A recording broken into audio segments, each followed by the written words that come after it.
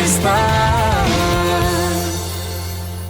वालेकुम जी, सुबह सवेरे पाकिस्तान में बहुत खुशामदीद। मैं हूं शिफा यूसुफ और मैं हूं उवैस मंगलवाला। मेरी तरफ से भी आप सबको अस्सलाम वालेकुम। खुदा का शुक्र है कि उसने हमें आज की सुबह देखना नसीब फरमाई। और आज की सुबह का आगाज ये देख लीजिए आप, कल मैच है। नहीं, मैच तो कल है, वो तो ठीक है नाजरीन, अच्छा कि आपने मुझे बता दिया। कल मैच है जी, बिग डे कल है जी। वो जो मोस्ट एंटिसिपेटेड मोमेंट्स होते हैं ना टूर्नामेंट के, वो है पाकिस्तान वर्सेस इंडिया।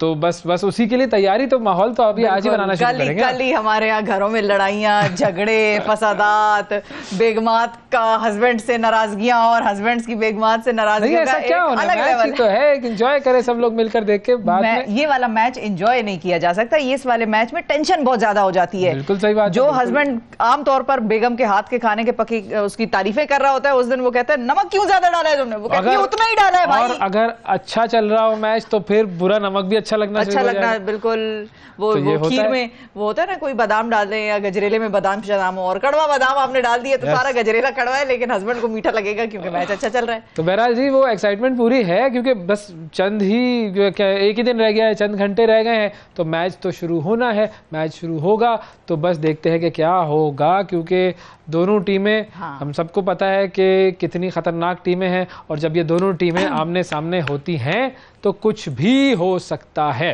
तो कुछ भी हो सकता है मोमेंट है जो कि कल आना है। पर तैयारी हमने आज से शुरू कर दी। ज़ाहिर है कल तो हमारा प्रोग्राम नहीं होगा, तो इसीलिए हमने सोचा कि ये एक अच्छी बात है कि कल के दिन प्रोग्राम नहीं होगा, मैच देखेंगे भाई। तो वैसे भी हम दोपहर में मैच होना है ना, तो कोई बड़ा मसला नहीं है, प्रोग्राम होता भी। लेकिन आज की एक्साइटमेंट आपको नजर आ रही है, और बस जाहिर है क्रिकेट तो फिर क्रिकेट है। तो टी शर्ट इसीलिए मैंने खरीद लिए, पैसे लगाए हैं भाई, पैसे लगाए हैं। कितने की थी? बस ये छोड़ दें, ये छोड़ दे, रहने दे इस बात को, इसकी गहराई में मत जाए। ओके, सही ये कितने की आई और कहाँ से आई, लेकिन बस आ गई है टी शर्ट। तो और देखेंगे ये वो किट है जो कि पाकिस्तान की वर्ल्ड कप की वो जो किट है ना, किट है, बिल्कुल तो लिखा हुआ है, बिल्कुल ग्रीन स्टार किट, बड़ी जबरदस्त स्टार वगैरह, अच्छा एक अच्छी किट बनाई है। और जाहिर है मैं जब पहनूं तो और अच्छी लग रही है मुझे। सिंपल दूंगा मैं आपको भी टी शर्ट दूंगा एक, छोड़ दे, रहने दे, ये छोड़ देना, रहने दे, अंदर की बातों में मत जाए। अच्छा, पब्लिक का जोशो खरोश बहुत ज्यादा है। अवाम का जोशो खरोश पाकिस्तान में हो चाहे इंडिया में हो, दोनों ममालिक के जो लोग हैं वो बहुत ज़्यादा एक्साइटेड होते हैं इस मैच के हवाले से। तो पाकिस्तानी अवाम इस मैच के हवाले से कितना ज़्यादा एक्साइटेड है, तो जरा सबसे पहले ये देख लेते हैं, ठीक है? दिखाइए जी। पाकिस्तान को पहली बात तो ये है कि भाई बैटिंग बहुत कमज़ोर चल रही है। बैट्समैन जो है ना, ख़ास तौर पे ओपनर फ़खर जमान और इसके अलावा Imamul Haq out of form चल रहे हैं, तो उनको जो वीकनेस है उनकी उस पर मेहनत करनी चाहिए कि वो एक ही जगह पे आउट हो रहे हैं बार बार। आगे चाहेंगे कि पाकिस्तान वर्ल्ड कप जीते। इंडिया की भी जो कराम लेते हैं टीम अच्छी स्ट्रॉन्ग टीम है, लेकिन मैच इनका जो है स्ट्रॉन्ग होगा। इंडिया में तो आता है रोहित शर्मा ज़्यादा बेस्ट है, और पाकिस्तान में अगर देखा जाए तो फ़खर जमान अगर चले तो सबसे बेस्ट है, और वो इस वक्त फॉर्म में नहीं है। वर्ल्ड कप जीतने के लिए इन्हें सबसे पहले तो ये था कि इन्हें स्पिनर लेना चाहिए था, सही प्रोफेशनल स्पिनर। इन्होंने तो ऑलराउंडर सारे खिलाए हुए हैं और उनकी परफॉर्मेंस हम देख चुके हुए हैं। कोहली को इस दफ़ा वो करना बहुत ही मुश्किल होगा, क्योंकि उसका होम ग्राउंड है और उसका फॉर्म भी आजकल बड़ा अच्छा चल रहा है, और फॉर्म ना भी हो तो क्लास तो उनका वर्ल्ड क्लास है। तो कोहली को टैकल करना फास्ट बॉलर्स का ही काम होगा। कम से कम भी पाकिस्तान 400 स्कोर करेगा तो उधर फिर चांस बनते हैं इंडिया के खिलाफ मैच जीतने के। बेस्ट विशेस अपनी टीम के लिए, और ऑब्वियसली अपनी टीम ही सबसे फेवरेट है, और भारत की ज़मीन पे ये मैच होगा तो उम्मीद है कि उन्हीं की ज़मीन पे उनको शिकस्त देकर आएंगे। बेस्ट विशेस है, इंडिया गया है और इंडिया ऐसा मुल्क है कि जहाँ अगर वो वर्ल्ड कप जीत के आएंगे तो हमारे लिए ऑब्वियसली बहुत प्राउड की बात होगी। तो हमारी टीम प्रेशर डाले क्योंकि हम प्रेशराइज बहुत जल्दी हो जाते हैं, तो बस यही उम्मीद है कि इंशाल्लाह पाकिस्तान ही जीतेगा और हिंदुस्तान की सरजमीन पर। पाकिस्तान और इंडिया का जो मैच है इंशाल्लाह पूरी उम्मीद है इंशाल्लाह पाकिस्तान मैच जीतेगा।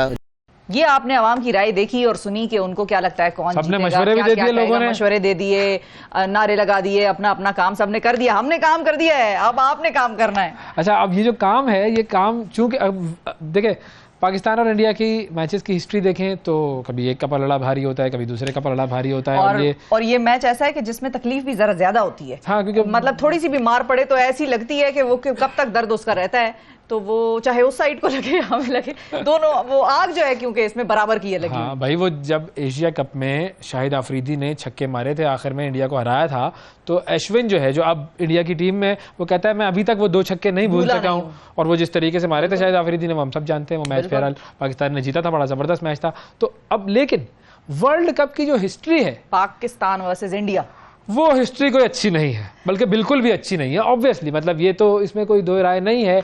7 मरतबा पाकिस्तान वर्सेस इंडिया का मैच हुआ है वर्ल्ड कप में, और कितनी मरतबा जीता है पाकिस्तान?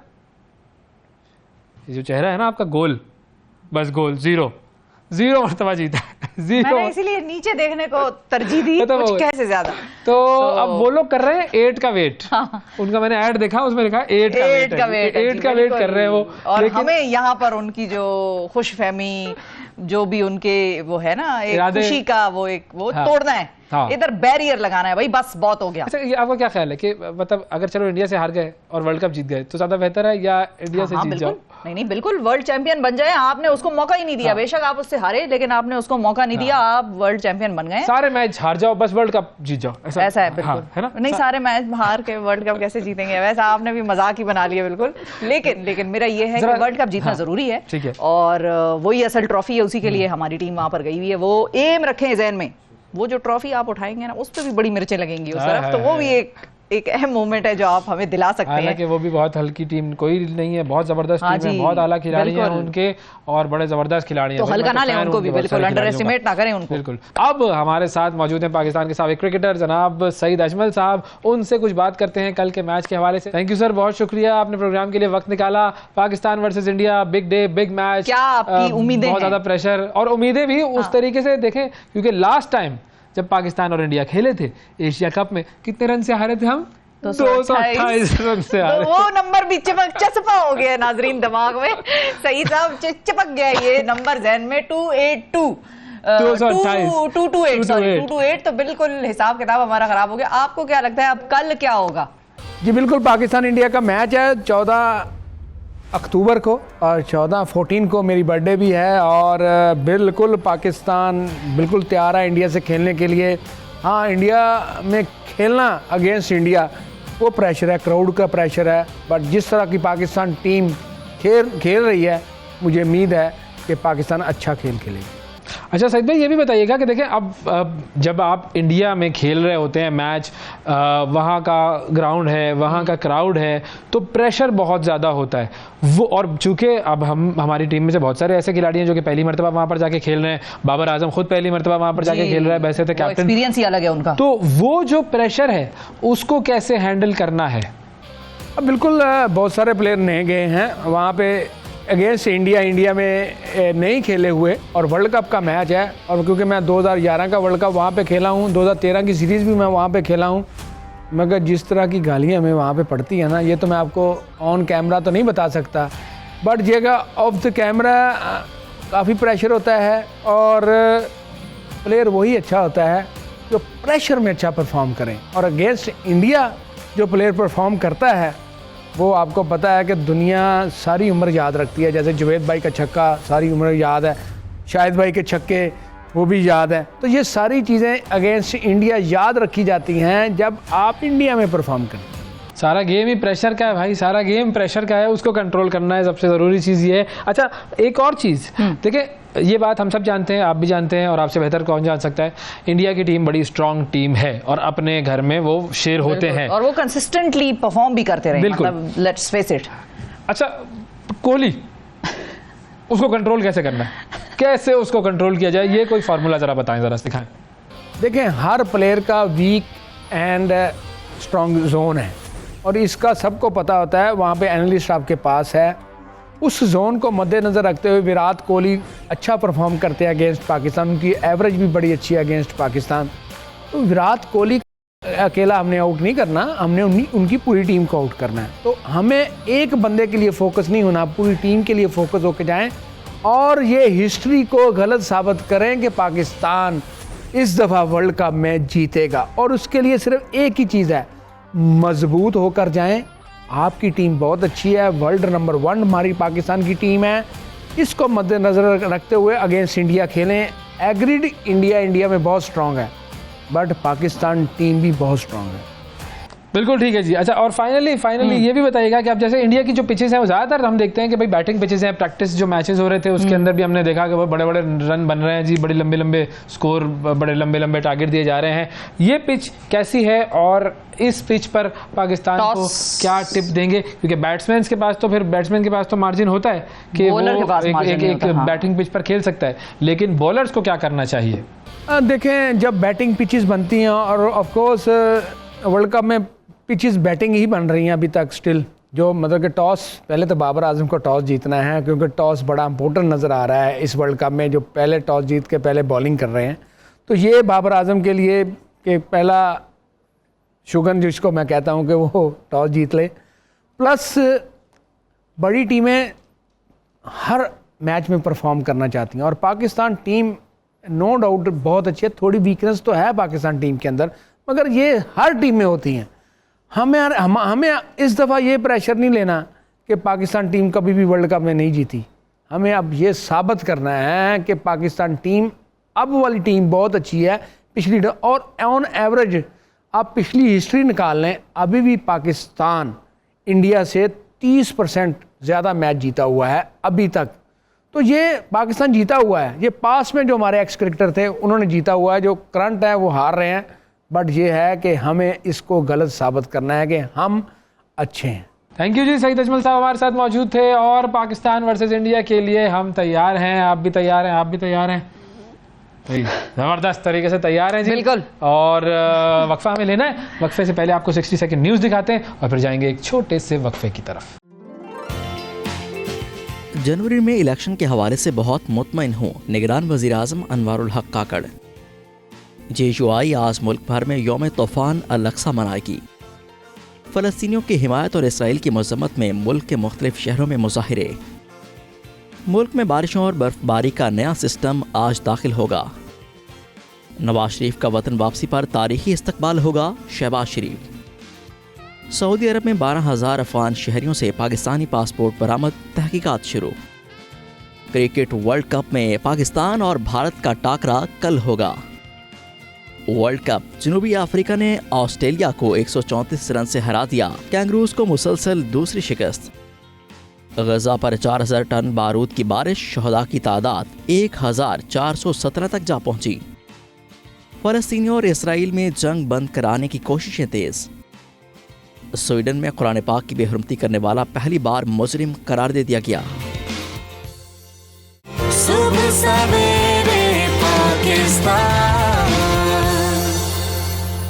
वेलकम बैक जी। एक ख़ास बात और एक ये बड़ा अहम इशू है कि जब हम सब ज़ाहिर मुसलमान हैं, नमाज जब हम पढ़ते हैं तो उसमें कई इश्यूज ऐसे होते हैं और कई गलतियां ऐसी होती हैं जो हम आम तौर पर कर रहे होते हैं और हमारा ख्याल उनकी तरफ नहीं होता, ध्यान नहीं होता, या हमें उनके बारे में इल्म नहीं होता कि हम शायद कोई गलती कर रहे हैं। और एक जो बड़ा कॉमन प्रॉब्लम जो मैं तो ज़ाती तौर पे फेस करती हूँ वो ये है कि मैं ये भूल जाती हूँ कि मैंने कितनी रकत जो है वो पढ़ ली।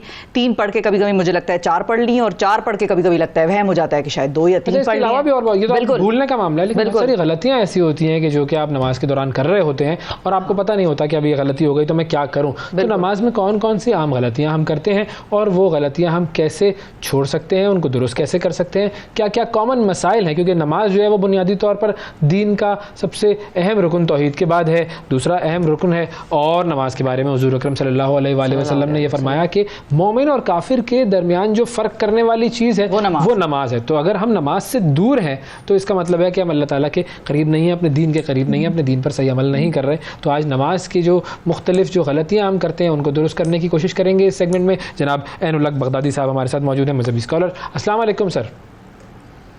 अलैकुम अस्सलाम व रहमतुल्लाहि व बरकातुहू। बहुत शुक्रिया सर, आपने वक्त निकाला। सबसे पहले तो आप हमारे लिए थोड़ी सी आइडेंटिफाई कर दें कि कौन सी ऐसी आम तौर पर हम गलतियां कर रहे होते हैं जो हमारे मुताबिक या तो हमें इल्म नहीं होता या हम उसको गलती जानते ही नहीं है। जी बिस्मिल्लाहिर्रहमानिर्रहीम। आज जो मौजू आपने रखा है माशाअल्लाह बड़ा ही हमारे रोज़मर्रा और दिन में 5 मरतबा हमारा इस टॉपिक से वास्ता पड़ता है। और नमाज आपको पता है कि जो इसकी हकीकत बयान की गई है वो है इन्ना सलाता तन्हा अनिल फहशाइ वल मुनकर, कि नमाज बेहयाई और बुरी बातों से रोकती है। तो गोया के हमारी जो वैल्यूज़ हैं उन वैल्यूज़ को पैदा करने का जो बेहतरीन तरीका है वो नमाज बताया गया है।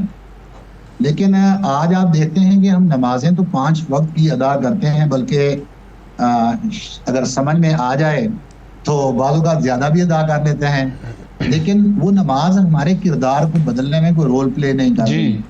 5 वक्त की नमाज अदा हो रही है, बुराइयां उसी तरह से हैं, अंडर टेबल डील्स वैसे ही हैं, जुबान की सख्ती वैसे ही है, हुकूक का गस्ब करना वैसे ही मौजूद है। तो उसके पीछे जो असल लॉजिक है वो यही है जो आज इस टॉपिक पे आप बात करना चाहते हैं, कि असल में ये होता है कि हम नमाज को उसकी प्रॉपर जो तरीक़ाकार है उसके मुताबिक अदा नहीं कर रहे होते। सबसे पहली शर्त जो नमाज की रखी गई है, जो हम अक्सर इसमें मिस्टेक करते हैं, वो है तहारत, पाकीज़गी, क्योंकि ये नमाज के लिए बुनियादी शर्त है जिसमें इंसान का बदन पाक हो, उसके कपड़े पाक हों, जिस जगह नमाज पढ़ी जा रही है वो जगह पाक हो। तो ये जो तहारत है, वज़ू है, इमाम गज़ाली रहमतुल्लाह अलैह लिखते हैं कि जब आप ज़ाहिर जिस्म को, जो आज़ा बताए गए, उनको धोते हैं तो उस वक्त साथ इसका मतलब ये होता है कि गोया कि आप बातनी तौर पर भी अंदर की तहारत भी हासिल कर रहे होते हैं। तो ये नियत अगर कर ली जाए कि मैं जब कुल्ली कर रहा हूँ तो उससे मेरी जुबान के जो गुनाह हैं वो झड़ें, मैं जब मुंह धो रहा हूँ, चेहरा वॉश कर रहा हूँ, तो ये नियत कर लेना कि मेरा चेहरा जो है, दुआ भी है ना कि अल्लाहुम्मा वजही यौमा तब यब्दु वजूह व तस्वद्दु वजूह, ये तमाम दुआएं लिखी हुई हैं, मासूरा मिलती हैं कि अल्लाह मेरे इस चेहरे को भी चमका दे, और जिस दिन चेहरे चमक भी रहे होंगे और जिस दिन चेहरे काले भी होंगे, जब इस तरह की दुआएं मांगेंगे तो अल्लाह ताला आपके ऊपर ये बरकत भी देगा। ठीक है, अल्लाहुम्मा रक़ाबती मिनन नार, अल्लाह ये गर्दन का मसा करते हुए मेरी गर्दन को आग से बचा लेना। तो जब इंसान इस तरह की कैफियत के अंदर गुम हो जाता है तो इसका मतलब है कि आपकी ये नमाज अब बेहयाई और बुरी बातों से इंशाअल्लाह ये रोकेगी। अब रह गया ये तहारत ज़ाहिरी भी है, तहारत बातनी भी। अच्छा बगदादी साहब, हमने चूंकि अपने कॉलर्स को भी शामिल करने के लिए कहा हुआ है प्रोग्राम में, तो तहारत तो एक इम्पॉर्टेंट चीज़ है, साथ साथ हम कॉल्स भी लेते रहेंगे, फिर उसके बाद बात आगे भी बढ़ाते हैं। सद्दाम साहब हैं जी हमारे साथ जो कि कॉल कर रहे हैं और कुछ पूछना चाह रहे हैं जिस नमाज के बारे में। जी सद्दाम साहब, अस्सलाम वालेकुम। जी अस्सलाम वालेकुम। वालेकुम सलाम जी, फरमाइए। जी मैं ये पूछना चाह रहा हूँ कि नमाज पढ़ते हुए जो वसवसे आते हैं, ख्यालात आते हैं, इंसान का दिल नहीं लगता नमाज में, या सोचों में, ख्यालों में लगा रहता है इंसान, तो इनको दूर करने का क्या तरीका है, नमाज में दिल लगे? बिल्कुल ठीक है, बड़ा इंपॉर्टेंट सवाल बगदादी साहब। फोकस नहीं होता, हम इधर उधर के हिसाब किताब कर रहे होते हैं। मैं तो प्रोग्राम बना रहा होता हूँ अपना कि भाई क्या क्या सेगमेंट करने हैं, शिफा का मुझे नहीं पता, लेकिन हम सबके साथ यही होता है। बगदादी साहब, क्योंकि मैं काम कोई नहीं करती तो मैं कम से कम कोशिश कर लेती हूँ कि मेरा फोकस जो है वो नमाज में लगे, दिल लगे। अवैस पे मैंने ये जिम्मेदारी डाली, बताएं हल क्या है, वो काम करे।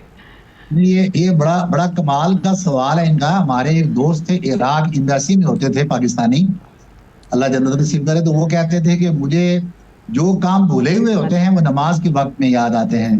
तो ये एक नेचर है, क्योंकि इंसान को जरा थोड़ा सा तन्हाई का वक्त मिलता है तो उसमें उसका दिमाग इस तरफ लग जाता है कि बहुत सारी चीज़ों को सोचना शुरू कर लेता है, बिजनेस के मामला हल करना शुरू कर लेता है। अच्छा, एक तो ये है कि जो इनका सवाल है वसवसे आना, ये कोई मसला नहीं है। यकीनन जब आप अल्लाह की बारगाह में खड़े होते हैं तो शैतान ने ये प्रॉमिस किया हुआ है, अल्लाह से ये इजाज़त ली हुई है कि अल्लाह तू मुझे मोहलत दे और मैं तेरे बंदू के जो सिराते मुस्तकीम पर चलेंगे उनके रास्ते में खड़ा होकर उनको बरगलाने की कोशिश करूंगा। तो सबसे बड़ा सिराते मुस्तकीम का रास्ता तो नमाज है, तो यकीनन वो उसमें आएगा और आकर आपके जहनों में वसवसे डालेगा। लेकिन इसका जो इलाज बताया है आप अलैहिस्सलातु वस्सलाम ने, वो बड़ा सीधा सा इलाज है, वो ये है, वो है हुजूरिये क़ल्ब। मैंने जो अभी बात की थी कि नमाज जब हम अदा करते हैं तो अगर हम उस नमाज के वक्त में जिस खुदा के सामने झुकते हैं उसकी ज़ात को अपने तसव्वुर में ले आएं और अपनी तमाम तवज्जो सिर्फ उस खुदा की तरफ कर लें, तो यकीनन ये जो इस तरह के आने वाले वसवसे हैं वो इंसान का कुछ भी बिगाड़ नहीं सकते। और अगर आ भी जाएंगे तो वो यकीनन उस इंसान का बिगाड़ने के बजाय वो उसको उल्टा अजर व सवाब देंगे, क्योंकि आपकी एक जंग उस वक्त चल रही होती है और आप गोया के शैतान की सुल्तनत को छोड़कर रहमान की सुल्तनत में जा रहे होते हैं। जैसे हम जब बिस्मिल्लाह पढ़ते हैं तो गोया कि हम हिजरत कर रहे हैं, माइग्रेट कर रहे हैं। ऐसे ही ये नमाज के वक्त भी आप गोया कि शैतान से हिजरत करके रब की बारगाह में हाजिर हो रहे हैं। आप अलैहिस्सलाम ने फरमाया, जो हदीस जिब्रील है उसका आखिरी हिस्सा है कि अंता अबुदल्लाह कअन्नका तराहु, कि तू अल्लाह की ऐसे इबादत कर गोया कि तू खुदा को देख रहा है। यानी जब नमाज में जाए और उसकी इबादत करें तो ये तसव्वुर कर लें अपने अंदर कि आप खुदा को देख रहे हैं। और अगर आपके अंदर ये सलाहियत नहीं, फ़इल्लम तकुन तराहु फ़इन्नहु यराक, अगर आपके अंदर ये सलाहियत नहीं तो ये तसव्वुर कर लो कि तेरा खुदा तो तुझे देख रहा है। तो जब खुदा के मुराकबा में बंदा आ जाए, हम ज़ाहिरी तौर पर जब किसी बादशाह के सामने, किसी वजीर के सामने जाते हैं, किसी बड़े आदमी के सामने जाते हैं तो बड़े बाअदब बन के खड़े होते हैं। तो जब खुदा की बारगाह में खड़े हों तो वो तो सबका मालिक और खालिक है, तो उसकी बारगाह में भी हमें उसी आजिज़ी के साथ खड़ा होना पड़ता है। अच्छा, एक और मसला भी होता है, बिल्कुल सही, निकल जाते हैं। एक चीज़ और एक्सपीरियंस करते हैं बहुत सारे लोग कि नमाज आप पढ़ते हैं तो जमाइयाँ आती है। अब जमाइयाँ आने से क्या नमाज की सेहत पर कोई फ़र्क पड़ता है? जी, जमाई आने से नमाज की सेहत पर फ़र्क नहीं पड़ता। उल्टा हाथ जो ऊपर आपका है उसको अपने मुंह पे आप रख सकते हैं, लेकिन यहाँ इसकी मुनासबत से मैं एक और बात आपके साथ ज़रूर कर दूंगा कि जमाई आने से जो हमारा एक अमले कसीर उसको हम बोलते हैं कि ये नमाज में अक्सर एक प्रॉब्लम देखने में आया है, क्योंकि हम कॉमन इश्यूज के ऊपर हम बात करते हैं कि जो गलतियां अक्सर सरज़द हो जाती है नमाज में, जी। वो ये है कि लोगों को इस बात का पता नहीं है कि कोई एक अमल अगर उसको कसीर कहते हैं, ज्यादा को, किसी अमल को बार बार रेपिटेशन उसकी, तो वो रेपिटेशन बालों का नमाज को खत्म कर देती है, नमाज के बातिल होने का सबब बनती है। अब वो रेपिटेशन कैसे है कि बार बार नाक को कुरेदा जा रहा है, बार बार सर को कुरेदा जा रहा है, बार बार अपने कपड़े सीधे किए जा रहे हैं। बंदा वेस्टकोट पहने हुए है, नमाज पढ़ रहा है, वो हाथों को उठा के तो अपनी वेस्टकोट सीधी करता है, बार बार सीधी करता है। तो ये अमले कसीर में आता है और ये नमाज को तोड़ने का सबब बनता है। हम नमाज पढ़ रहे हैं, अपना आप समझ गए, ठीक है, आपने बारगाह पाबंदी में आजिज़ी के साथ ऐसे खड़े हो जाना है जैसे आपके सर ऊपर परिंदे बैठे हुए हैं, ताकि ये अमले कसीर बार बार अमल नमाज में करने से आपकी नमाज टूट ना जाए। ठीक है। अच्छा, मेरे पास एक और सवाल भी है। फिजिकली हम जो हमारी पोस्चर होता है उसके हवाले से, लेकिन एक कॉलर है, सारा है लाहौर से हमारे साथ। अस्सलाम वालेकुम। वालेकुम अस्सलाम जी, कैसे हैं आप लोग? ठीक हम बिल्कुल ठीक है। सारा पूछिए जी। मेरा सवाल ये है कि जो सुन्नत मौक़दा और गैर मौक़दा का जो कॉन्सेप्ट है इस्लाम में, अक्सर लोग ये सुन्नत गैर मौक़दा को कंसीडर करके बहुत सारी नमाजें जो है वो आधी आधी पढ़ लेते हैं या सिर्फ फराइज पढ़ लेते हैं। बिल्कुल। इस हवाले से दीन के अंदर क्या अहकामात है? वेरी इंपॉर्टेंट, फर्ज वर्सेस सुन्नत। जी बगदादी साहब। जी, बेसिकली हर एक चीज का एक अपना मुकाम है। फर्ज है तो उसका अपना मुकाम और अपना दर्जा है, वाजिब का अपना मुकाम और अपना दर्जा है, सुन्नत का अपना दर्जा है। सुन्नत मुअक्कदा के बारे में जो अहकाम है, कहते हैं कि वो चीज़ है जिस पर आप अलैहिस्सलातु वस्सलाम ने इसको पाबंदी से अदा किया हो और कभी कभार यानी कोई एक दो मरतबा जिंदगी में उसको छोड़ भी दिया हो, तो ऐसी चीज यानी जिसके लिए ताकीद फरमाई हो उसको करने की, इसको कहते हैं सुन्नत मुअक्कदा। अब इसका हुक्म ये है कि इसको अदा करना जरूरी है और इसको छोड़ने वाले के बारे में कहा है कि उसकी मुजम्मत है, मुलामत है। ठीक है, यानी कि ये फर्द की तरह इसका गुनाह नहीं, लेकिन इसका उससे कम दर्जे का गुनाह होता है कि आप अलैहिस्सलातु वस्सलाम ने जिस पर बार बार अमल किया, आपने उस चीज को छोड़ दिया। तो जब हम थोड़ा सा वक्त, अगर पूरे दिन में हम अपनी नमाज के औकात निकालें तो पूरे दिन 24 घंटे में से मिलाकर वो 1 घंटा पौन घंटा भी नहीं बनता जिसमें हम इस पूरी नमाज 5 वक्त की नमाज को अदा कर सकते हैं।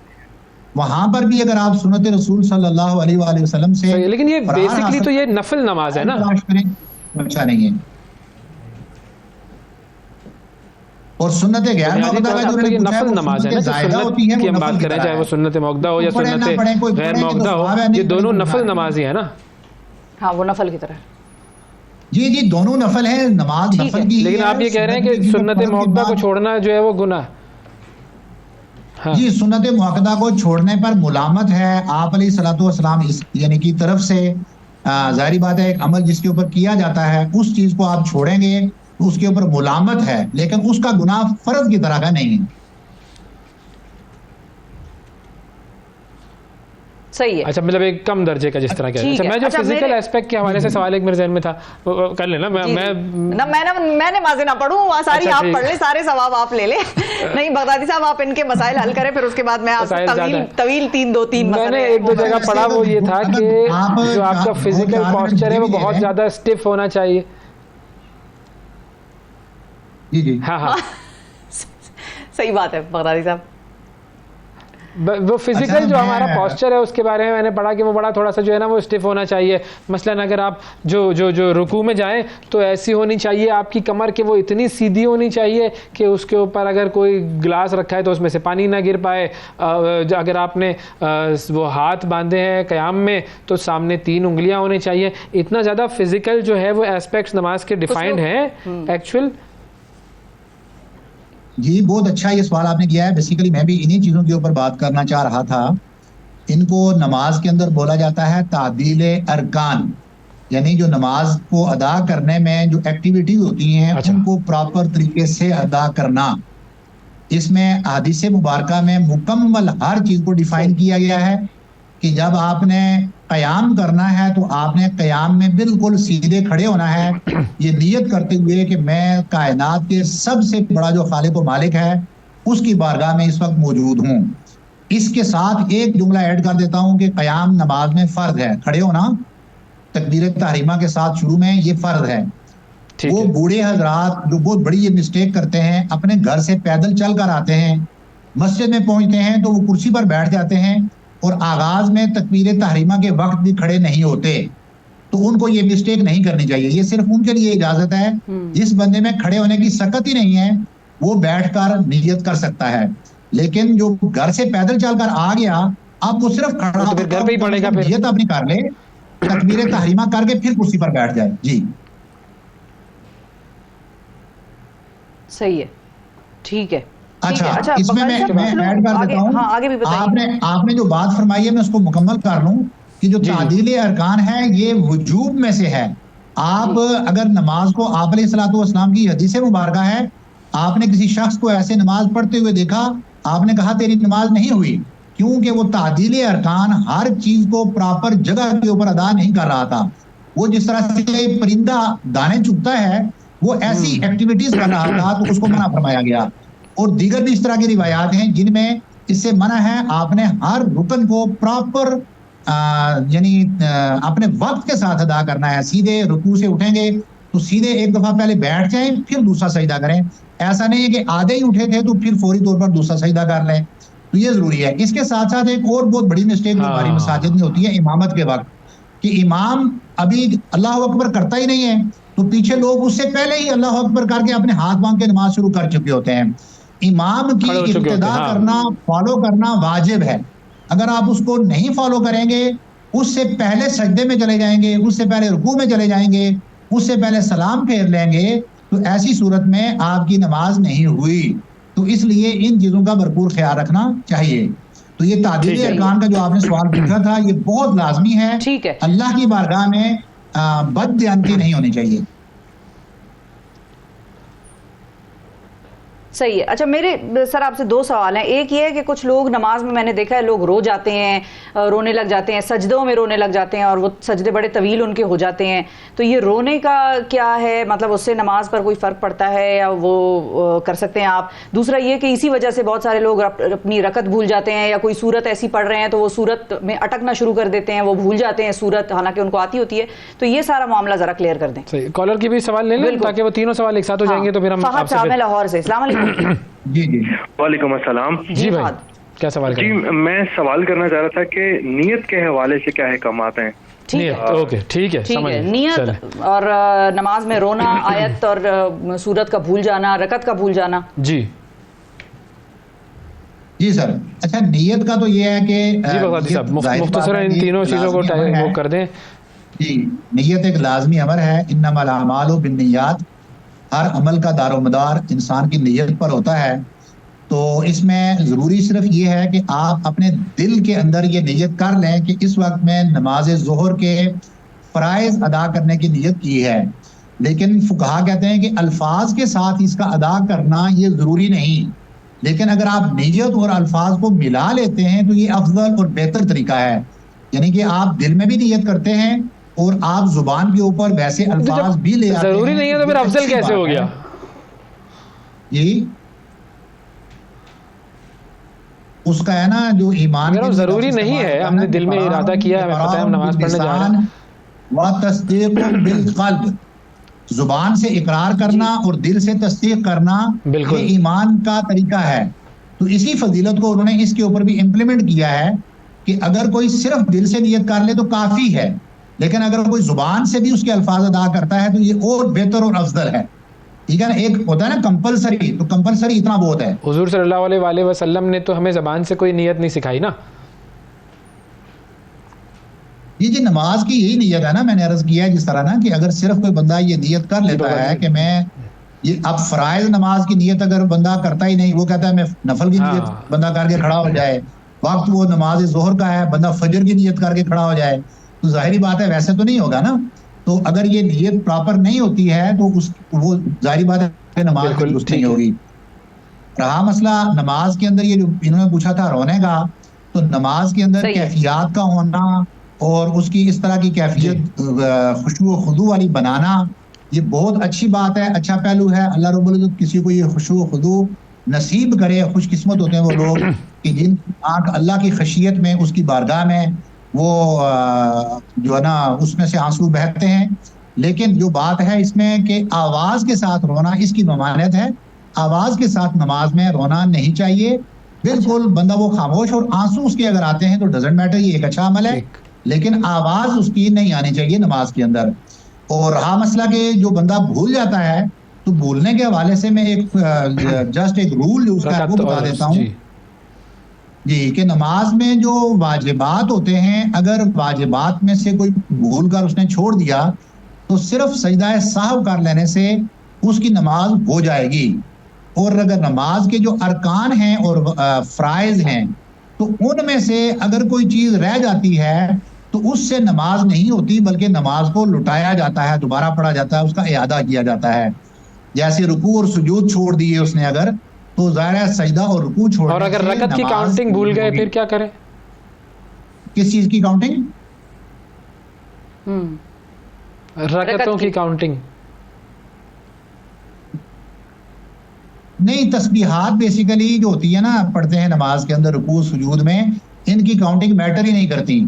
हत्ता के अगर रुकू में किसी ने तस्बीह पढ़ी नहीं, कि हम कौन सी रकत में है, मिसाल के तौर पर अगर तीसरी और चौथी रकत में कंफ्यूजन आ गई कि भाई तीसरी पढ़ रहा हूँ या चौथी पढ़ रहा हूँ, तो फिर उस सूरत में क्या किया जाए? दौरान में उसको याद आ जाता है तो वो वहीं से उसको दोबारा उस रकत को मुकम्मल करेगा और सजदा साहब कर लेगा।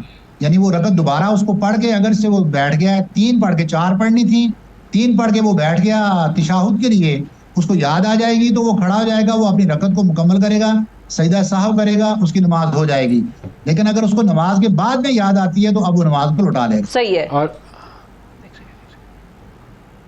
ठीक है। और बरदारी साहब क्विकली जगह का भी तयन कर दें कि बहुत सारे लोगों को मैंने ऐसे भी देखा है, वो नमाज पढ़ रहे होते हैं और बाकायदा तौर पे घर में मछली बाजार लगा होता है, बच्चे खेल रहे हैं, लोग आ रहे हैं जा रहे हैं, वो भी खड़े हुए ऐसे हैं कि वो सामने ही देख रहे हैं, उनका कोई पता ही नहीं चल रहा होता कि वो नमाज पढ़ रहे हैं। घर में नमाज की जगह कैसी होनी चाहिए? देखें जी, अब ये इम्प्लीमेंटेशन अगर इसकी मैं कहूँगा ज़ाती तौर पर, तो हमने अपने घर के अंदर एक कमरे को मस्जिद बनाया हुआ है जहाँ पर नमाज भी पढ़ी जाती है, उसको प्रॉपर कारपेट लगा के खूबसूरत किया हुआ है, जहाँ पर बड़ा घर है आपका माशाल्लाह पढ़ा जाता है। और ये तरीकाकार हम लोगों को रिकमेंड भी करते हैं कि जहाँ इतना बड़ा घर बनाते हैं, जिस घर में हम मेहमान नवाजी का बड़ा खास ख्याल रखते हुए बड़ा खूबसूरत ड्राइंग रूम से जाते हैं, उस घर के अंदर अगर कोई कमरा नमाज के लिए मुख्तस कर लिया जाए तो हरज नहीं। लेकिन ये ज़हन में रखते हुए कि मेल हजरात की नमाज घर के अंदर इज़्तिरारी हालत में, मजबूरी की हालत में होती है। मर्द हजरात मस्जिद में नमाज पढ़ते हैं, औरतें घर में नमाज पढ़ती हैं। बारिश हो रही है या बंदा पैदल चल नहीं सकता या बुजुर्ग आदमी है तो वो अपने घर में नमाज पढ़ेगा। ऐसी माहौल के अंदर घरों का माहौल हमें दुरुस्त करने की ज़रूरत है। मछली मंडी बनाना, वैसे भी आम हालात में भी घर को मछली मंडी नहीं होना चाहिए। अपने बच्चों को वक्त का ज़िया, लग़वियात, इन चीज़ों से के बजाय हमें चाहिए कि बच्चों को दुरूद पाक सिखाएं। नहीं सर, प्रैक्टिकल अगर हम बात करें ना वो ठीक है, मैं बात कर रहा हूँ, मैं ये पूछ रही थी कि 2 कमरे का एक मकान है किसी नॉर्मल आदमी का, 3 कमरे का फ्लैट है, ठीक है जी, उसके अंदर 2 भाई 3 भाई उनके बच्चे बीवियां सब रहते हैं, तो शोर शराबा हो रहा होता है, काम हो रहा होता है, ये सब हो रहा होता है, क्या करनी चाहिए? तो ये तो सारी चीजें चलती रहेंगी ना, आप नमाज पढ़ें, वो शोर होता रहे, मेरा तो ये मानना है। अच्छा, बाकी आप लोग तय कर लें। यकीनन नमाज पढ़ने वाले का तो कोई मसला नहीं है, वो अपनी नमाज पढ़ सकता है, शोर से यकीनन उसकी नमाज में खलल वाक़ई होगा, तो इसके लिए बाकी लोगों की जरूरत है कि वो इसकी पाबंदी करें कि शोर ना करें। लेकिन नमाज पढ़ने वाले का कोई इशू नहीं, अगर वो मजबूर है, उस कमरे के अलावा उसके पास कोई जगह नहीं और वो बुजुर्ग आदमी है या वो लेडीज में से है, तो वो उस जगह पर नमाज पढ़ सकते हैं। सही है। दूसरा ये है ना कि वैसे भी जब आप रात की बारगाह में खड़े हो जाते हैं तो आपकी तवज्जो की तरफ और शोर शराबे की तरफ बहुत कम होनी चाहिए।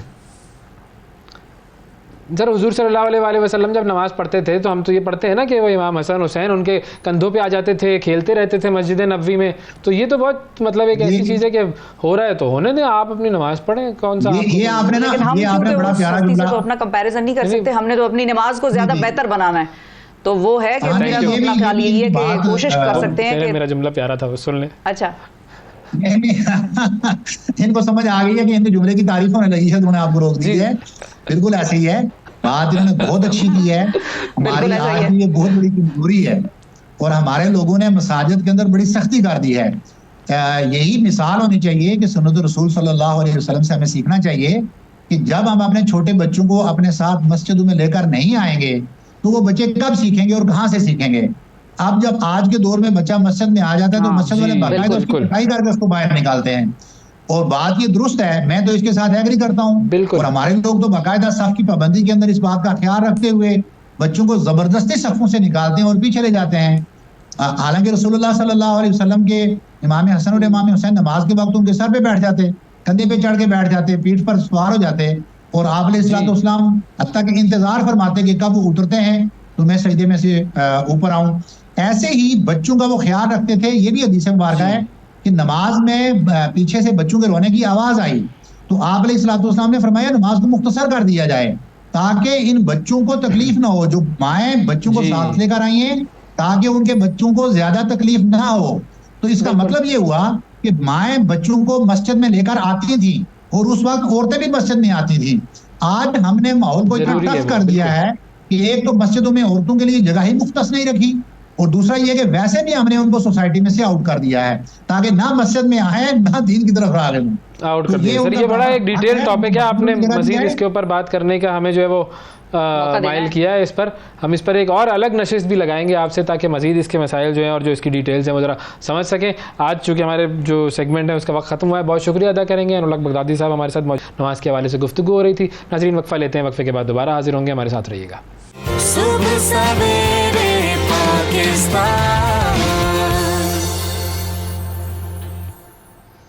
वेलकम बैक जी, वेलकम बैक।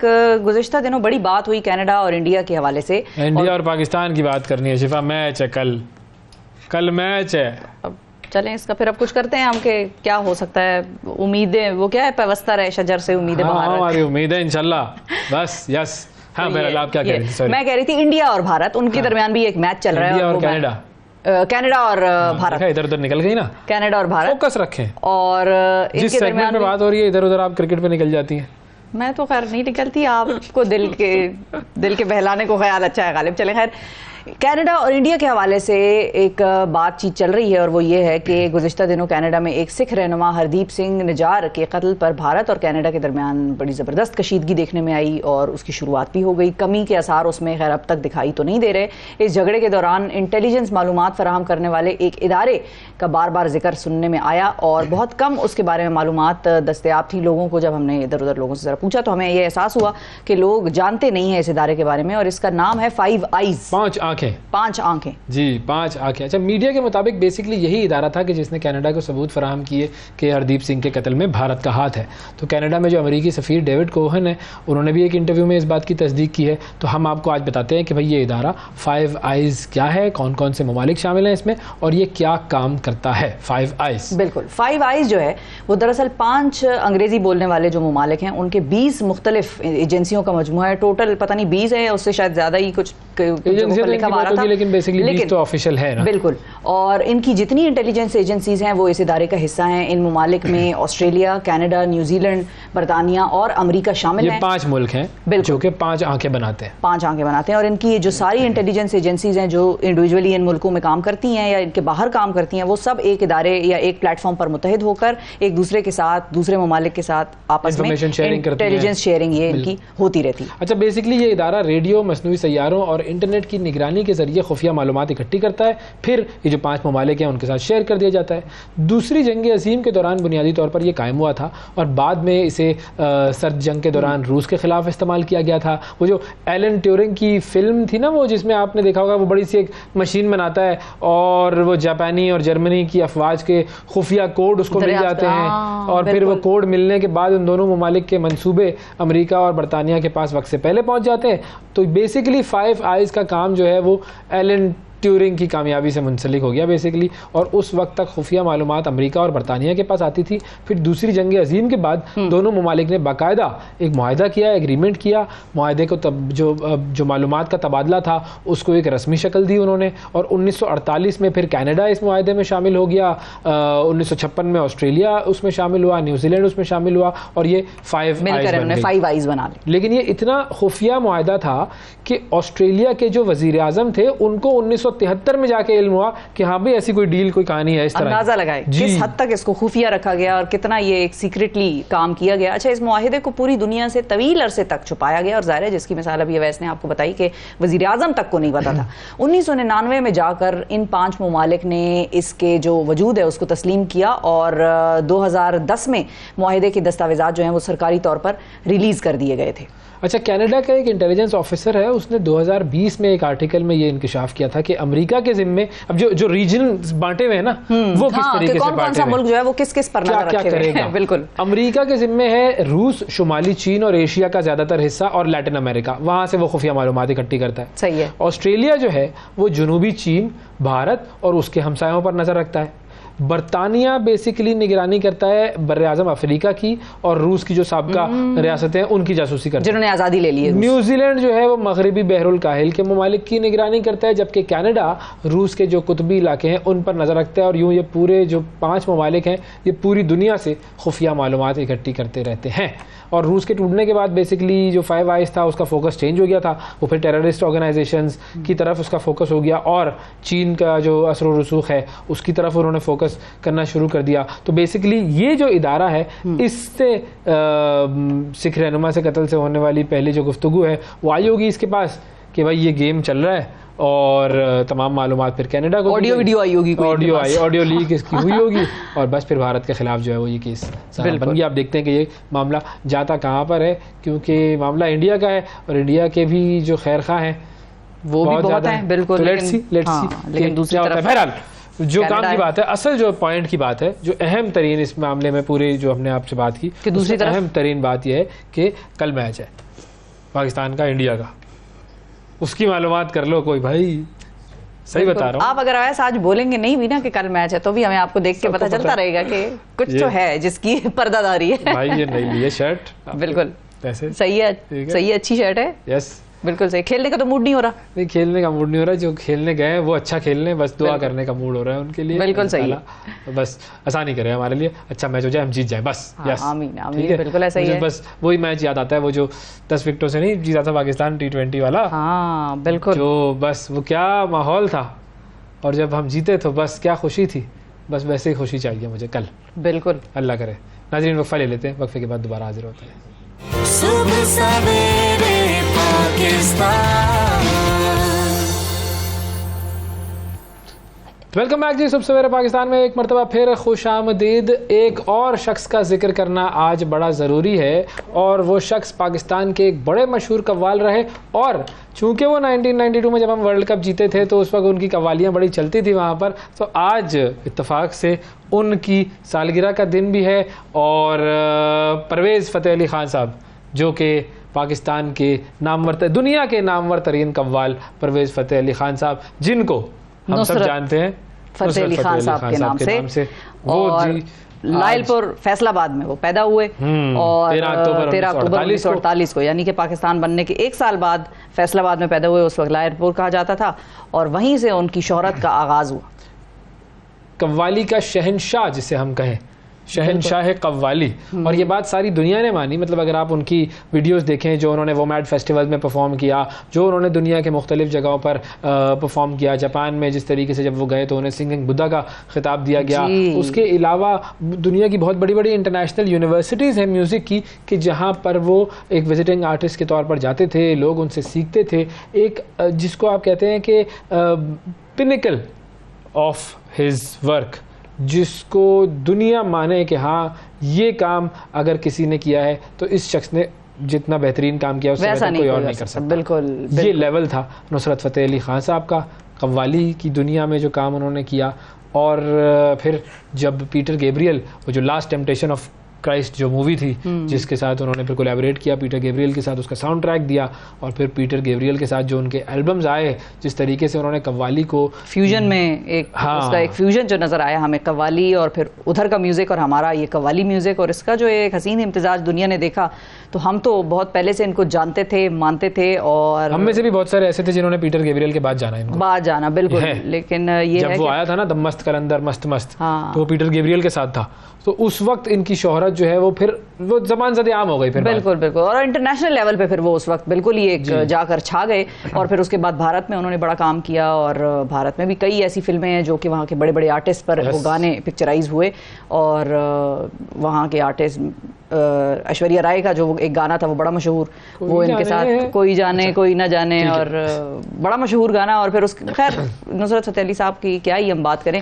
तो नुसरत फ़तेह अली ख़ान साहब, आज उनकी सालगिरह, उनको हमने याद किया। और एक और अहम बात ये कि कल मैच है, सही बता रहा हूं नाज़रीन। ये याद दहानियाँ तो आज के प्रोग्राम में आपको अक्सर वक्तन फ़वक्तन मिलती रहेंगी। एक और याद दहानी मैं करा देती हूँ कि अवैस बेशक भूल गए हों, लेकिन हमें याद है कि हमने वक्फे पे जाना है। सुबह सवेरे पाकिस्तान। वेलकम बैक जी। आज हम ख़ास तौर पर अवैस वगैरह के लिए सेगमेंट लेकर आए हैं, और मतलब? अवैस वगैरह गरीब गुरबा के लिए, जो अवैस अक्सर मुझे पॉइंट मारते थे ना, अमीर उमरा, तो आज मैं भी आई हूँ उस तरह के गरीब गुरबा के लिए सेगमेंट लेकर आई हूँ मैं। और जो कॉमन मिस्टेक्स हम करते हैं, यानी कि कॉमन जो इश्यूज जो हमें नहीं करनी चाहिए, कुछ चीजें, एंड्रॉइड फोन इस्तेमाल, एंड्रॉइड फोन वालों गरीब, ये जो आपका वाला है ना उसके जितना ही महंगा है ये भी। अच्छा हाँ नहीं, उससे कम है, उससे कम है। ये तो हमारे टेक्नोलॉजिस्ट रुतबे में तो कम है, दर्जे में कम है, ठीक है, कीमत में चलो बराबर होगा, रुतबा बेचारे का एंड्रॉइड वाला ही है। बिल्कुल। तो हमारे साथ मोहम्मद उमर साहब मौजूद हैं जो हमें बताएंगे कि एंड्रॉइड फोन वालों को क्या क्या गलतियां नहीं करनी चाहिए, उससे फोन की परफॉर्मेंस खराब होती है। अस्सलाम वालेकुम उमर। वालेकुम सलाम। आप हमारे गरीबों के अंदाता बन के आए हैं आज। तो बताएं भाई, क्या क्या मसाइल हैं एंड्रॉइड फोन के? मसाइल वैसे होते तो हैं बेशुमार, लेकिन ये कि जाहिर है उसकी जो फीचर्स हैं और जो उसकी कह लीजिए कि जो ओपननेस है वो एप्पल के मुकाबले में बहुत ज़्यादा है, तो उसकी वजह से फिर मसाइल भी बढ़ जाते हैं। बिल्कुल आपने दुरुस्त फरमाया वैसे, एब्सोल्युटली। एक्चुअली जो टेकीज है ना, डेवलपर्स, उन्हें एंड्रॉइड फ़ोन पसंद होता है। जैसे आपने जिक्र किया कि एंड्रॉइड की ओपननेस और जो फ्लेक्सिबिलिटी है वो मच बेटर देन एप्पल है। यस। सो आई थिंक किसी भी डिवाइस को मेंटेन रखने के, अपने पास रखने के कुछ रूल्स हैं, कुछ बेस्ट प्रैक्टिसेस हैं। तो उसमें एंड्रॉइड के लिए सबसे पहली जो चीज़ है वो ये कि आप अपना सॉफ्टवेयर को अपडेट रखें, हमेशा अपडेटेड रखें। हमें अक्सर नोटिफिकेशंस आ रही होती हैं कि आपका सॉफ्टवेयर आउट ऑफ डेट है, लेकिन हम उसे इग्नोर कर देते हैं। तो सॉफ्टवेयर को अपडेट करना इट्स वेरी इंपॉर्टेंट। लेकिन ये ज़्यादा आ रही होती हैं, मतलब अपडेट्स एंड्रॉइड में ज़्यादा होती हैं आईफोन के मुकाबले में, वो तो कम कर रहा होता है। ये इतनी ज़्यादा अपडेट्स क्यों होती हैं इनकी? क्या ये बहुत ज़्यादा अपनी डेवलपमेंट के ऊपर काम कर रहे होते हैं, या चूंकि ओपन सोर्स होता है तो बहुत सारे उसके ऊपर लोग लगे हुए होते हैं और हर थोड़े दिन में कोई अपडेट आ जाता है? जी एब्सोल्युटली ऐसा ही है। तो आईफोन नॉर्मली बंडल कर देता है वो अपडेट्स, और और जो एंड्रॉयड है वो स्टैगर कर देता है। तो डिफरेंट मेथडोलॉजीज हैं, लेकिन इंपॉर्टेंट चीज़ ये है कि आप अपने फ़ोन को अप टू डेट रखें। उसके वेरियस फ़ायदे हैं। एक तो ये कि आपका फ़ोन ज़्यादा सिक्योर रहेगा। मेजॉरिटी जो अपडेट्स हैं उनमें सिक्योरिटी फोकस किया जाता है, यानी कि आपका फ़ोन जो है वो ब्रीच नहीं हो सकेगा। एंड्रॉयड का काफ़ी फोकस चल रहा है on user data privacy and security, तो आपका डेटा विल बी सिक्योर। और सेकेंड इज़ कि आपका फ़ोन ऑप्टिमाइज फॉर परफॉर्मेंस रहेगा। तो वो जो फ़ोन स्लो हो जाते हैं नॉर्मली, ये तो अक्सर होता है। स्नैपी। जी सही। अच्छा, एक और अहम चीज़ चार्जिंग के हवाले से। जी, चार्ज हम अक्सर ये करते हैं कि रात को लगाई केबल और सारी रात वो चार्ज सो गए, सुबह उठे निकाल लिया उसको। जी। तो ये क्या बैटरी सेहत के लिए सही नहीं है? जी एब्सोल्युटली, बैटरी की हेल्थ के लिए भी देयर आर बेस्ट प्रैक्टिसेस। एक तो है कि आपने फ़ोन की बैटरी को कम्प्लीटली ड्रेन ना होने दें बिफोर यू रिचार्ज इट। जैसे आपकी बैटरी लेट्स से 10-15% पे आती है तो आप उसे रिचार्ज कर लें। और फिर ओवर चार्जिंग जो है वो भी अक्सर बैटरीज के लिए नुकसानदेह साबित होती है। और क्या उसको 100 होने से पहले हम हटा भी सकते हैं? किसी को 10% से लेके 50% तक हम चले गए हैं और अब फोन चाहिए तो फोन निकालना ठीक है या उसको लगे रहने दें? 85 का एक ऑप्टिमम लेवल उन्होंने दिया हुआ है कि आप 85 पे जाके उसको रोक दें, 100 तक ना करें चार्ज। ये क्या मामला है? नहीं, इसमें मेरा नहीं ख्याल कि ऐसा कोई हर्ज है। आप I mean you can charge it up to 100, लेकिन ओवर चार्जर ओवरनाइट छोड़ देना फोन को, स्पेशली पुराने फोन्स को। जो मॉडर्न फोन्स हैं उनमें इस तरह के मैकेनिज्म्स हैं कि वो बैटरी को ज़्यादा ग्रेसफुली हैंडल करते हैं चार्जिंग को। लेकिन पुराने फोन्स को लेट्स से ओवरनाइट आप मत छोड़ें।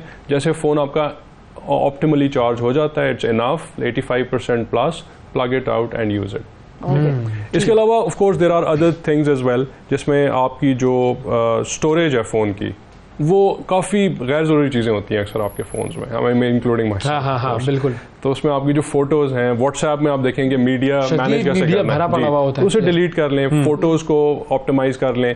फिर गूगल की तरफ से इस तरह की ऐप्स मौजूद हैं, आई थिंक गूगल फाइल्स के नाम से, उसे आप डाउनलोड करें तो आपके फ़ोन को वो स्कैन करती है और जितना उसमें जंक और अननेसेसरी फाइल्स हैं वो उससे वो पर्ज कर देती है। तो उससे भी आपके फ़ोन की जो परफॉर्मेंस है वो बेहतर। अच्छा, वो कैशे मेमोरी जो है वो ऐप्स की अलग होती है, हर ऐप की अलग होती है और एक फ़ोन की डेवलप हो जाती है, उसको क्लियर करना कितना ज़रूरी है? जी एब्सोल्युटली, वो भी बहुत ज़रूरी है क्योंकि cash basically it's a temporary storage on your phone by various apps. Apps चाहती हैं कि वो ज़्यादा स्पीडीली परफॉर्म करें, तो वो instead of getting it from the server side आपके फ़ोन के ऊपर वो छोटी सी मेमोरी बना लेती। तो उससे भी पर्ज करना बड़ा ज़रूरी है और वो बड़ा सिंपल है। आप कैश में जाएँ, क्लियर करें, बैकग्राउंड ऐप्स जो आपकी रन हो रही हैं उन्हें भी आप डिलीट करें। Same applies for iPhone and Android कि जितनी आपकी बैकग्राउंड ऐप्स रन हो रही होंगी उतने आपके फ़ोन की जो कुछ बैकग्राउंड प्रोसेसेस भी चल रहे होते हैं, मतलब आप जाकर देखते हैं जैसे कंप्यूटर में भी जब हम चेक करते थे तो उसके अंदर कुछ ऐसी चीज़ें चल रही होती थी जो आपने नहीं स्टार्ट की। जी बिल्कुल। ये क्या चीज़ें होती हैं? अच्छा, इसमें सबसे लेमैन के लिए बेहतर एडवाइस ये है कि आप अपने फ़ोन को रेगुलरली रीस्टार्ट करते रहें। अच्छा,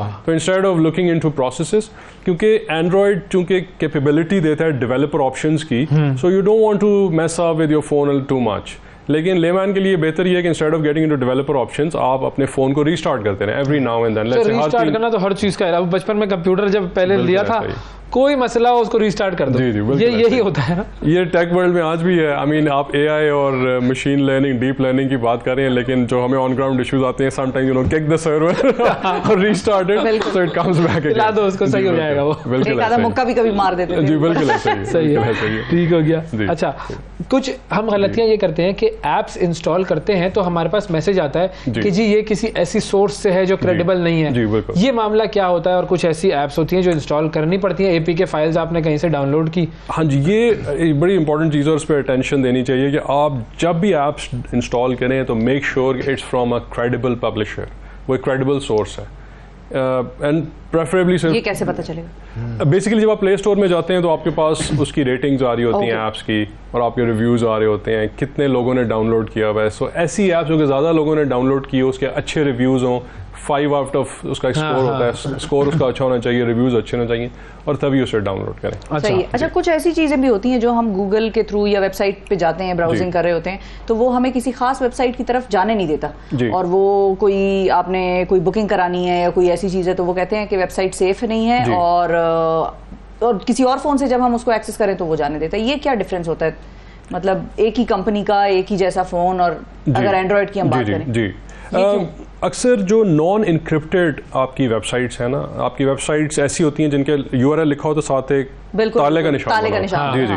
तो वो ताले का निशान का मतलब है कि वेबसाइट आपकी सिक्योर है, सो वो वेबसाइट्स आप विजिट कर सकते हैं। लेकिन ऐसी वेबसाइट जिसके साथ नॉन सिक्योर लिखा हो, they are dangerous. So normally जो फोन्स हैं वो आपको वार्न करते हैं कि you are about to enter into a non secure zone, do you want to go head और do you want to go back. तो आई थिंक एंड्रॉयड इस मामले में ज़्यादा विजिलेंट है, आई एग्री। अच्छा, तो उसमें मेरी एडवाइस ये है कि आप ज़्यादा शायद हैक्स और उसकी एग्जैक्टली बिल्कुल, तो उन्हें अवॉइड किया जाए तो बेहतर है, क्योंकि आजकल मैलवेयर, स्पाईवेयर और एवरीवेयर आइडेंटिटी थेफ्ट्स हो रहे हैं, तो ये बेतहाशा है। फिर इसके अलावा कुछ और गीकी ऑप्शंस आ जाती हैं, वो कि ऑफ कोर्स हर बंदे की कैपेबिलिटी में नहीं है, लेकिन उनमें से जो एक ईजियर वन है, अगर आपने फ़ोन को ज़्यादा क्विक करना चाहते हैं, so I think if you go in the settings, about और बिल्ड नंबर की एक ऑप्शन होती है। अच्छा, बिल्ड नंबर को आपने 7 टाइम्स क्लिक करना है, तो आप डेवलपर मोड में, बिल्कुल डेवलपर मोड में चले जाते हैं। फिर आप डेवलपर मोड में अपनी एनिमेशन की जो स्केल है उसे 1 से 0.5x पे चेंज कर दें। ठीक है, इमीडिएटली आपका फोन ऐसे लगेगा कि वो तेज हो गया, क्योंकि हर चीज रिफ्रेश होना जल्दी शुरू हो जाएगी, आपके एनिमेशंस क्विक हो जाएंगी। तो वो भी एक तरीका है, just to feel your phone is quick. सही। अच्छा, बैकअप्स, जी जी, ये कितना इंपॉर्टेंट है, क्योंकि बैकअप डेटा जो है हमारा अब वो बहुत सारा जमा तो हो जाता है, हम कितना फ्रीक्वेंटली बैकअप करें, और बड़ा हैसल है ये बैकअप करना। बैकअप की 2-3 ऑप्शंस हैं। ये तो है कि आपने लोकल फोन के ऊपर उसका बैकअप रखें। सेकेंड इज कि आपका अगर phone is equipped with an SD card, तो आप SD कार्ड के ऊपर बैकअप ले लें। और थर्ड ऑप्शन ये है कि आप क्लाउड पे, लेट्स से जो आपकी वन ड्राइव है या और क्लाउड प्लेटफॉर्म्स हैं जहाँ पे आपकी फाइल सेव हो सकती हैं, आप उसमें बैकअप ले लें। लेकिन बैकअप लेना ज़रूरी है, स्पेशली फॉर बिजनेस पीपल जिनकी ईमेल्स, कम्युनिकेशन तमाम, it's very important and you don't want to lose it, so that must be backed up. कोई आपके ऐसे डॉक्यूमेंट्स हैं, so of course those must be backed. Cloud backup कितना safe होता है? Cloud backup is very safe as long as it's from credible providers, जी, जिसमें of course Microsoft है, Google है, Amazon है। तो ये जो प्लेटफॉर्म्स हैं वो आपको जो सर्विस दे रहे हैं वो credible है, लेकिन trying to use let's say some other cloud provider जो कि unknown है, again that वो मुफ्त में मिल रही होती है। जी बिल्कुल, exactly। तो वो फिर उसकी तरफ ना जाए। जी बिल्कुल। Dropbox में आप कर लें, Dropbox is very credible, absolutely। तो वही बात है ना, गरीब लोग हैं, एंड्रॉइड वाले हैं हम लोग, तो हम मुफ्त की तरफ ज्यादा जा रहे होते हैं। लेकिन एंड्रॉइड के लिए अच्छा टाइम है, क्योंकि एप्पल आजकल काफी वो क्या मसला है, एप्पल 15 में क्या मसला है, वो गर्म हो रहा है ज्यादा, ये क्या इशू है भाई उसका? आई थिंक एप्पल ने इस दफा काफी चेंजेस किए हैं अपने फोन में। एक तो उसका जो चिपसेट है वो ले आए हैं एस बायोनिक के ऊपर, A16 बायोनिक, तो वो एक बड़ा हैवी वेट चिपसेट है। अच्छा। तो उसकी जैसे CPU बड़ा होगा तो उसकी जो मेमोरी यूटिलाइजेशन और उसकी जो हीट डिसिपेशन है वो भी ज़्यादा होगी। तो फिर उसके बाद उन्होंने उसमें टाइटेनियम भी ऐड कर दिया, बिल्कुल एल्यूमिनियम के बजाय टाइटेनियम में ले आए हैं, और सो दे आर एमिंग बिग। लेकिन अभी तक जो उनकी पोजीशन है, एप्पल की ऑफिशियल पोजीशन, वो ये है कि we have identified the problem is to do with certain apps. हाँ, वो तो एप्स की बात कर रहे हैं, एप्स की बात कर रहे हैं, अपने ऊपर तो नहीं ले रहे, यानी कि वो they are not willing to fix it. They are actually, उन्होंने, I mean, it's a big company, it's a responsible company, so they will fix it. I mean, it's not a cheap phone. लेकिन इस phone में करेंगे या अगले जब model launch करेंगे उसमें करेंगे? इतना टाइम तो ये ब्रांड डिस्ट्रॉय हो जाएगा इनका। I mean, they cannot, ये तो ऑलरेडी मिनट्स के हिसाब से उन्हें, you know, Android is taking an opportunity और उन्हें वो ballistic हुए हैं इस टाइम पे। बिल्कुल। और जो लोग ले रहे हैं, जो कि बड़े लॉयल कस्टमर्स भी आईफोन के रहे हैं, वो भी कंप्लेन तो कर रहे हैं कि भाई इतना पैसा लगा है, और जाहिर है दिस इज अ प्रॉब्लम। वो शायद सोच रहे हो कि हमने एंड्रॉइड की तरफ हमने क्यों ले लिया। चलें, बहरहाल आपके पास ऑप्शन अवेलेबल है, एक्सचेंज करना है तो कर लें, कोई मसला नहीं है। करेगा महंगा है। थैंक यू उमर, बहुत शुक्रिया आपका। एक्सचेंज नहीं हो सका जी, ये जो आईफोन वाले हैं ये आईफोन पर ही रहेंगे हम। बिल्कुल। अब तो कभी कभी एंड्रॉइड देखते हैं तो उसमें समझ नहीं आती, वो वाला बच्चा, वो वाला बुजुर्ग नहीं होता, हमें ऐसी एक स्टेज आती है मेरी जिसमें लगता है कि मुझे कुछ नहीं आता, मतलब ये क्या कर रहे हैं आप लोग फोन पे, ये क्या कर रहे हैं, तो ये समझ ही नहीं आता, क्योंकि एप्पल इतना लिमिटेड है और वो आपको 4-5 ऑप्शंस देता है, जहाँ के एंड्रॉइड पे आपके बेशुमार ऑप्शन है। वो स्टेज भी आएगी, आने वाली है कुछ अरसे में, आप पर वो स्टेज आएगी, कुछ समझ में नहीं आ रहा। ठीक है जी, थैंक यू जी, बहुत शुक्रिया उमर। नाज़रीन, वक्फा लेते हैं, वक्फे के बाद दोबारा हाजिर होते हैं।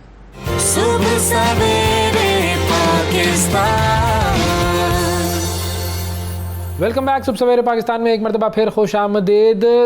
सबसे इंपॉर्टेंट चीज़ पहले आपको बता दूं इस सेगमेंट के हवाले से कि कल मैच है भाई, कल मैच है, ठीक है, पाकिस्तान वर्सेस इंडिया कल होना है। और जब आप मैदान में उतरते हैं तो ऐसा नहीं है कि आप बस यूं ही आ गए और यूं ही चले गए खेलने के लिए, आपको अपनी फ़िटनेस का ख्याल रखना पड़ता है। और फिटनेस में एक तो चीज़ है कि आप वर्कआउट करते हैं, अपनी प्रैक्टिस करते हैं, लेकिन एक चीज़ है सबसे इंपॉर्टेंट, डाइट क्या होनी चाहिए, एक स्पोर्ट्समैन की डाइट क्या होनी चाहिए, एक ऐसे शख्स की डाइट क्या होनी चाहिए जो एक्सरसाइज कर रहा हो या कर रही हो, उस डाइट पर हमने बात करनी है। और हमारे साथ फिटनेस ट्रेनर जनाब नवीद सिद्दीकी साहब मौजूद है। अस्सलाम वालेकुम नवीद।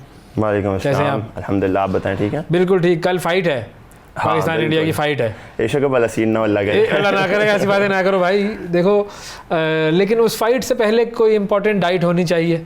हाँ, सही ज़रूरी है। बिल्कुल, डाइट हमेशा होनी चाहिए, हर बंदे के लिए होनी चाहिए। जब एक बंदा जो फिटनेस को अपना मैक्सिमाइज़ कर रहा होता है तो वो भी तो एक इंसान ही है। हाँ। तो एक दूसरे इंसान को जो चलो फिटनेस नहीं थोड़ी बहुत कर रहा है तो वो भी उसी तरह की फॉलो करे, एटलीस्ट कोशिश करे कि अपने आप को बेहतर करे। तो हमने आज जो बात करनी है वो ये कि अगर आप थोड़ा वर्कआउट करते हैं या अगर आप जरा स्पोर्ट्स की तरफ ज्यादा राग़िब हैं तो आपकी डाइट कैसी होनी चाहिए, क्या क्या होनी चाहिए, आगाज करते हैं भाई, आप बताइए जी। सही है। तो बेसिकली हमारी जब हम खुराक की बात करते हैं तो डिफरेंट हमारे पास जो है वो अशिया होती हैं जो हम जिनमें से चूज़ कर सकते हैं कि ये खाएं, मीठा खट्टा जो भी सीन है। हाँ। लेकिन उसके बाद जब हम उसको अपने जिस्म के अंदर डालते हैं तो वो न्यूट्रिएंट्स में ब्रेक डाउन होता है, ठीक है, यानी ग़िज़ा, ठीक है। और ग़िज़ा के हमारे पास 2-3 कंपोनेंट्स, मेजर 3 कंपोनेंट्स होते हैं, इसके बाद हमारे पास माइनर कंपोनेंट्स होते हैं। मेजर होते हैं प्रोटीन, कार्ब्स और फैट्स, उनका अपना अपना रोल है, ठीक है। अब हम जब एक स्पोर्ट्समैन की डाइट के बारे में बात करते हैं तो उसमें एक स्पोर्ट्समैन, एक एथलीट या एक एक्सरसाइज स्पेशलिस्ट एक्सरसाइज कर रहे हैं तो हमें रेजिस्टेंस की बात करते हैं हर दफ़ा, ठीक है। तो हमें कोई ऐसी डाइट चाहिए कि जिसके अंदर जैसे हम रेजिस्टेंस करते हैं, कोई एक्सरसाइज करते हैं तो हमारी 2 चीज़ें मैक्सिमाइज हो रही होती हैं, एक हमारी जॉइंट्स और दूसरे हमारे मसल्स, ठीक है। तो हमें कोई ऐसी डाइट रखनी है कि जो हमारी वो चीज़ों को स्ट्रेंथन करे, ठीक है। उसके बाद फिर हम तीसरी चीज़, जब ज़्यादा रनिंग करता है एक एथलीट तो उसका सांस फूलता है, कार्डियोवैस्कुलर। तो हम ऐसी डाइट करेंगे जिससे हमारी कैपेसिटी बढ़े, वर्क कैपेसिटी हमारी बॉडी की बढ़े कि हम हमारे लंग्स ज़्यादा से ज़्यादा ऑक्सीजन प्रोड्यूस कर सकें ताकि हम ज़्यादा से ज़्यादा भाग सकें, ज़्यादा पीरियड अपना बढ़ा सकें। तो अगर हम स्टार्ट करें जैसे कि एक मैं जेनेरिक सा डाइट प्लान बनाता हूँ, लेकिन हर किसी के लिए ये चीज़ मैं ये डिस्क्लेमर दे दूँ कि 2 चीज़ें का डिस्क्लेमर ये है कि हर किसी के लिए वो डाइट प्लान डिफरेंट होगा। हाँ। मतलब कि लेट्स से कि ग़िज़ा अशिया तकरीबन सेम होंगी, ग़िज़ा और ऊपर नीचे होगी, ठीक है। क्योंकि एक 100 kg के बंदे के और एक 50 kg के बंदे को आप सेम अमाउंट ऑफ फूड तो नहीं दे सकते, बिल्कुल डिफरेंट है। लेकिन फूड्स तो ऑलमोस्ट वही होंगे जो मैं बता रहा हूँ अभी, ठीक है।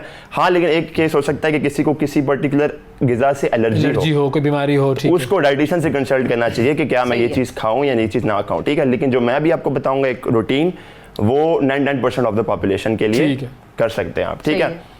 तो अगर हम सुबह स्टार्ट करते हैं, सुबह अगर ब्रेकफास्ट में सबसे बेस्ट चीज़ जो की जाती है उसको वर्ल्ड बेस्ट ब्रेकफास्ट बोलते हैं, वो होता है ओटमील, हाँ, जिसको हम दलिया बोलते हैं, ठीक है। मैं खाता हूँ ओटमील। आप खाते हैं? ऐसी बात नहीं है, सही है। ओटमील डालो, उसमें दूध डालो, फ्रूट्स डालो, खजूरें डालो, अपना थोड़ा सा शहद डालो, उसके बाद मज़ा ना आए तो पैसे वापस बिल्कुल बिल्कुल, हाँ जी हाँ जी।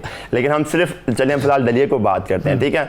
हमने सिर्फ एक पोर्शन दलिया लिया, उसके साथ मतलब कि मैं बताता हूँ दलिया के अंदर क्या चीज़, दलिया के हमारे कार्ब होते हैं, कार्ब हमारे जो है ना वो ब्रेन को एनर्जी प्रोवाइड करता है, बॉडी के शुगर लेवल्स को ठीक करता है। उसके बाद बाकी मतलब और भी काफ़ी ज़्यादा, लेकिन मैं आपको मैक्सिमम मेजर बता रहा हूँ कि जो मेजर फंक्शन है उसके, ठीक है।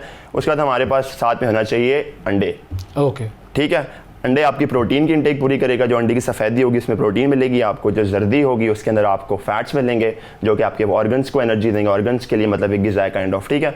और उसके साथ प्रोटीन भी होगा, प्रोटीन फिर वही मसल्स को हेल्प आउट करेगा, ठीक है। ये हमारे पास ब्रेकफास्ट में होनी चाहिए चीज़ें, ये 2 चीज़ें। उसके साथ फिर एड ऑन डेफिनेटली है कि अगर आप दूध डालते हैं वो भी अच्छी चीज़ है, कुछ लोग दही और सीरियल या दही और ग्रेनोला वगैरह, हाँ वो भी है, पर हम मतलब एक डिवीजन में आ रहे हैं कि हमने सारी चीज़ें दिन के दौरान कैसे स्प्रेड आउट करनी है कि सारी की सारी हमारी ग़िज़ा पूरी हो जाए, जो कि ओटमील और अंडों पर मुश्तमिल ब्रेकफास्ट। हाँ, मतलब कि ये चीज़ें होनी चाहिए एटलीस्ट, लाइक अगर आपको एक पूरा कंप्लीट करना है अपनी ग़िज़ा के साइकिल को, ठीक है। फिर हम बात करते हैं उसके बाद दोपहर खाने की, चलो स्नैक के बारे में बात करते हैं कि हम स्नैक लेते हैं तो उसमें हम ले लें थोड़ा ड्राई फ्रूट्स में हमें अच्छे हेल्दी फैट्स मिलेंगे, थोड़ा प्रोटीन मिलेगा, फिर वही प्रोटीन उसके अंदर भी आ जाएगा, फैट्स फिर आपके जो है वो ब्लड स्ट्रीम्स को अच्छा करेगा, आपके ऑर्गन्स को एनर्जी प्रोवाइड करेगा, लॉन्ग टर्म आपको भूख से मिटाएगा, ठीक है, क्योंकि डाइजेशन थोड़ी स्लो होती है। उसके बाद हम उसके साथ बात करते हैं कोई फ्रूट्स वगैरह रख लें स्नैक में, ठीक है, या हम साथ में वेजीज रख लें कच्ची। अब वेजीज बहुत कम लोग खाते हैं, हाँ। कच्ची वेजीज बहुत कम लोग खाते हैं। सालन में हम बनाते हैं तो वो बहुत ज़्यादा चीज़ें डाल देते हैं, ऑयल वगैरह, मसालों में भी कोई बुराई नहीं है, अगर किसी को एलर्जी नहीं है तो एक बंदा अगर अपनी शेप मेंटेन करना चाह रहे हैं, अपने आप को फैट लॉस में लाना चाह रहे हैं तो वो मसाले इस्तेमाल कर सकते हैं, ठीक है। उसके बाद हम स्नैक हो गया। अब दोपहर के बारे में बात करते हैं। दोपहर में आप ले सकते हैं राइस ले सकते हैं या रोटी ले सकते हैं, वो आपके फिर एक कार्ब्स की सोर्स आ जाती है। अच्छा, स्नैक में हमने ड्राई फ्रूट्स के बारे में बात की, फ्रूट्स के बारे में बात की, तो उसके अंदर हमारे पास विटामिन्स और मिनरल्स की भी पूरत हो रही है, जो कि हमारे जॉइंट्स वगैरह को फिर से एनर्जी हेल्थ वगैरह प्रोवाइड करेगा, स्ट्रेंथनिंग प्रोवाइड करेगा। उसके बाद दोपहर खाने की बात करते हैं तो हम उसके साथ ऐड कर सकते हैं फिर सब्जी या बीन्स, ठीक है, लोबिया, चने, ये चीजें काफी अच्छे होते हैं। घोड़ों को जैसे कहते हैं चने खिलाए जाते हैं रेस से पहले, बिल्कुल, ठीक है। अब कल मैच है तो हिसाब लगा रहे हैं, चने खाओ, चने भेजें आप इंडिया, ठीक है, फौरन नरेंद्र मोदी स्टेडियम, हम यहाँ पर जरूर खा लेंगे भाई। चने खाओ ना खाओ, उनके लिए लोहे के चने बन जाना बस, चबा ना सके वो, ये बस बात ज़हन में रखना। चने मत खाना बेशक, लेकिन उनके लिए चने बन जाना लोहे के, बिल्कुल ठीक है। अब इसका बेस्ट सोर्स ये कि आप इसको बॉईल करें, ठीक है, क्योंकि फिर आप उसको ऑयल में पकाते हैं, फिर उसके थोड़े न्यूट्रिएंट्स खराब हो जाते हैं। हाँ बिल्कुल, तो हाँ बॉयल बेहतर रहता है, लेकिन उसके ऊपर टेस्ट वगैरह चाहिए तो मसाले वगैरह आप ऐड कर सकते हैं, लेमन डाल लें बड़ा अच्छा सा हल्का सा। बिल्कुल। फिर हम अगर रात के बारे में बात करें, हमें किसी न किसी तरीके का पोल्ट्री की सोर्स चाहिए, वो रह गई। दोपहर की चाय भी डालें, शाम चाय आप दूध के साथ कर सकते हो, जो पत्ती होती है ना, पत्ती के अंदर कैलोरीज एनर्जी बिल्कुल नहीं होती, ठीक है। वो बस एक बेसिकली वो एक नेचुरल कैफीन होती है, उसके अंदर पता होता है बस। हाँ, आपको फील होता है कि आपकी थोड़ी एनर्जी बढ़ गई है, बिल्कुल आपकी एनर्जी बढ़ गई है, ठीक है। चाय में क्या आप दूध डालते हैं, फिर पानी होता है शुरू में, दूध होता है, पत्ती होती है, ठीक है। आप शुगर से अवॉइड करें, शुगर अवॉइड करें। अगर आपको डालना है तो आप हनी डाल लें, वो भी हेल्दी है, ठीक है। स्टीविया एक होता है आपका नेचुरल स्वीटनर होता है जिसको बोलते हैं, वो आप ऐड कर सकते हैं उसके साथ, ठीक है। रात खाने पे आते हैं। रात खाने पे अब आपको कोई गंदम की सोर्स चाहिए, ठीक है, ताकि आपको एनर्जी मिले। उसके साथ आपको फिर प्रोटीन की सोर्स चाहिए, ठीक है, और साथ में फैट्स की सोर्स भी चाहिए। 3 मैंने आपको बताया, उन तीनों की हम पूरत कर रहे हैं कहीं ना कहीं से।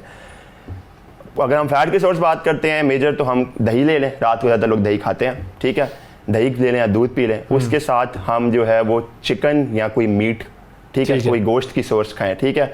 वो भी स्पोर्ट्समैन के लिए बहुत इंपॉर्टेंट होती है, एथलीट के लिए बहुत इंपॉर्टेंट होती है, ठीक है। उसके साथ हम गंदम की या जौ की रोटी लें, जौ की रोटी। आजकल मैं जौ की रोटी पे आया हूँ। अच्छा, जौ की रोटी वाली क्या बनती है वो? बस जरा थोड़ा सा मुझे लगा कि ये जरा बाहर निकलना शुरू हुआ है। जो वैसे जो है वो फैट लॉस करने वालों को बोला जाता है, रिकमेंड किया जाता है। उसका रीजन ये है कि जो थोड़ा स्लो डाइजेस्टिंग होता है, तो आपको ये फील होता है कि यार थोड़ी देर तक पेट भरा हुआ। जौ की रोटी वो भी इतनी सी होती है, 2 दे देते हैं, बस ये खा लो, बस इससे आगे मत खाओ यार, ऐसे तो ना करो। लेकिन चलो बस ठीक है, मैनेज कर रहे हैं। थोड़ा सा इसने जरा सा बाहर निकलने की कोशिश की है, तो इसको पहले से ही रोक लेना चाहिए, वरना ये बिल्कुल करता है। तो हमने ये किस तरह काफी सारे फूड्स के बारे में बात की, लेकिन आपने अपना दिन, अब ये जो डाइट है, हमने बताया था पहले भी एक दफा कि हमारी बॉडी को नहीं पता कि नाश्ता करें क्या करें, हमें बस ये पता है कि हमारी बॉडी के अंदर क्या ग़िज़ा आ रही है और वो क्या उसको कहाँ पे यूटिलाइज करनी है। तो हमें वो सारी चीज़ें चाहिए जो हमारे जिस्म के अंदर चल रही हैं, हमारे खून को, हमारे प्लेटलेट्स जो होते हैं, जो ब्लड काउंट होता है, उसके अलावा हमारे मसल्स, हमारी बोन्स, हमारे ऑर्गन्स, हमारे बाल, हमारी स्किन, सब चीज़ों को वो ग़िज़ा मिले। तो मैंने एक ऐसा आपको प्लान बताया कि जिसमें आप सब कुछ ऐड करें ताकि आपके जिस्म को सारी ग़िज़ा मिले। अब ये पोर्शन इसमें कंट्रोल करना है, हर किसी ने अपने हिसाब से कैलोरीज रखनी है कि किसी ने 1 रोटी खानी, किसी ने 2, किसी ने 3, अपने हिसाब से, अपनी बर्न के हिसाब से, अपनी एक्सरसाइज के हिसाब से। लेकिन ऑल अराउंड तकरीबन यही सारे फूड्स, इसमें फ्रूट्स हो गए, ड्राई फ्रूट्स हो गए, गंदम की सोर्स हो गई, उसके अलावा गोश्त की सोर्स हो गई, पोल्ट्री की सोर्सेज हो गई। ये सारी चीजें जो है वो आप एक जेनरिक डाइट प्लान जो है वो आपके पास आ गया है कि आप इसको फॉलो कर लें। बाकी आपने अपनी कंडीशंस, अपनी बीमारियां, अपने एलर्जीज, ये सारी चीजें खुद मैनेज करनी है। बिल्कुल। और एक फाइनली आखिर में चीज कि कुछ लोग आटा और चावल अवॉइड करते हैं और उनको उनके ट्रेनर्स और उनके डाइट प्लानर्स भी यही कहते हैं कि ये ना खाएं। आप वो क्यों कहते हैं? ये मिथ है, ये एक मिथ बनाई हुई है, ठीक है। गंदम खाना और चावल खाने से वेट लॉस हो जाएगा? अगर किसी को एलर्जी नहीं है तो ओवरऑल अगर वो कैलोरीज अपनी दिन की जो है वो कम ही रख रहा है। अच्छा, एक और चीज़ भी है, अगर आपने वेट गिराना है ना तो आप पिज़्ज़ा खा के भी वेट गिरा सकते हैं। हाँ जी, अगर आप एक पिज़्ज़ा खा लें, वर्कआउट करें फिर उसके बाद उतना, बेशक नहीं, वर्कआउट अगर ना भी करें, चलें वर्कआउट कर लें, लेकिन एक बंदा पिज़्ज़ा खा के भी अपना वेट लॉस कर सकता है, ठीक है, क्योंकि ओवरऑल कैलोरीज तो उसकी कम होंगी, ठीक है, आपके जिस्म को काम ज़्यादा करना पड़ा, ठीक है, उसके बाद क्योंकि, लेकिन एक मसला उसमें, मसला यहाँ पे आता है कि आपकी ग़िज़ा नहीं पूरी होगी, आपकी कैलोरीज कम होंगी, लेकिन वेट लॉस और फैट लॉस, हमेशा मैं बात करता हूँ वेट लॉस फैट लॉस में ये फर्क है कि फैट लॉस में आप चर्बी टारगेट कर रहे हैं, वेट लॉस में आपका वेट गिरेगा तो वो आपकी बॉडी की जान, आपकी स्ट्रेंथ, आपके मसल्स, आपकी चर्बी जहाँ से भी उसको मिलेगी, जो आपके स्टोर्स होंगे वो निकाल लेगी, उससे आपकी हेल्थ पे फिर फर्क पड़ेगा। आपने अगर हेल्थ अच्छी रखनी है तो आपने कैलोरीज, अगर आपने फैट लॉस करना है, आपने वेट गिराना है, लेकिन आपको अच्छे तरीके से वेट गिराना है, तो आपको ग़िज़ा, पूरी ग़िज़ा का ख्याल करना, ठीक है। यानी कि उसमें आप गंदम, चावल वगैरह खाएं। हाँ जी, गंदम चावल खा लें, लेकिन हाँ ठीक है, डिपेंड करता है आपकी कैलोरीज। अगर आपने और चीज़ों को प्रायोरिटाइज किया है जहाँ से आप अपनी कैलोरीज कंज्यूम कर रहे हो, तो आप गंदम या चावल को अवॉइड कर लो, ठीक है। लेकिन ये कहना है कि गंदम या चावल खा के मैं वजन नहीं गिरा सकता, ये गलत है, ये गलत है। ये जरूरी था, ये क्लैरिफिकेशन जरूरी थी। थैंक यू नवीद सिद्दीकी साहब, बहुत शुक्रिया आपका वक्त दिया आपने। नाज़रीन, वक्फा लेते हैं, वक्फे के बाद दोबारा हाजिर होते हैं। सुबह सवेरे पाकिस्तान। वेलकम बैक जी। अब कुछ बात करते हैं दिल की, और दिल लगाने दिल की बात होनी है। कल मैच है पाकिस्तान इंडिया का, तो दिल धड़क रहा होता है, ऐसा दद दद दद कर रहा होता है, आपको अंदाजा नहीं है शिफा? बिल्कुल, क्या हालत होती है। लेकिन वैसे दिल के नॉर्मल तरीके से धड़कने में कोई प्रॉब्लम नहीं है, बिल्कुल आप दिल को धड़काएं, लेकिन जब दिल की धड़कन में कुछ उतार चढ़ाव आने लग जाए, दिल की वजह से दीगर जिस्म की जो अमराज हैं वो कुछ आपको नजर आने लग जाए, कोई ऐसी अलामात, कोई ऐसी निशानियां जिससे आपको लगे कि शायद आपका दिल प्रॉपरली धड़क नहीं रहा और शायद उसको कुछ इश्यूज फेस कर रहे हैं, ये भी होता है। जहां आपको लगता है ना कि बस अब ये आउट हुआ, कोई खिलाड़ी आउट हुआ, बस आपको लगता है दिल रुक गया। या बिजली के बिल, नाजरीन, बिजली और पेट्रोल के बिल अगर ऐसे आए तो भी लगता है कि दिल रुक गया। ये इसकी बात नहीं कर रहे हम जेन्युइनली दिल के धड़कने की बात कर रहे हैं कि जहां पर हमें ऐसा मामला महसूस हो कि आपके दिल की धड़कन या आपके दिल का फंक्शन जो है वो ठीक तरीके से नहीं हो रहा, तो आपको जाना है फौरन डॉक्टर के पास और उनसे समझना है कि आपका क्या इशू हो सकता है। और यही चीज़ हमें आज समझाएंगे मेजर जनरल अजहर कियानी साहब, रिटायर्ड हिलाल इम्तियाज मिलिट्री हैं और चीफ ऑफ कार्डियोलॉजी भी हैं मेडिके कार्डियक हॉस्पिटल इस्लामाबाद से। अस्सलाम वालेकुम सर। जी वालेकुम सलाम। जनरल साहब, सर आपका भी दिल धड़कता है जब मैच हो रहा होता है पाकिस्तान इंडिया का? बिल्कुल शदीद धड़क रहा होता है। वो हम तो कहते हैं कमजोर दिल वाले वो मैच ना देखें। बिल्कुल। लेकिन फिर कैसे आप कैसे कंट्रोल करते हैं अपने दिल को, ये हालात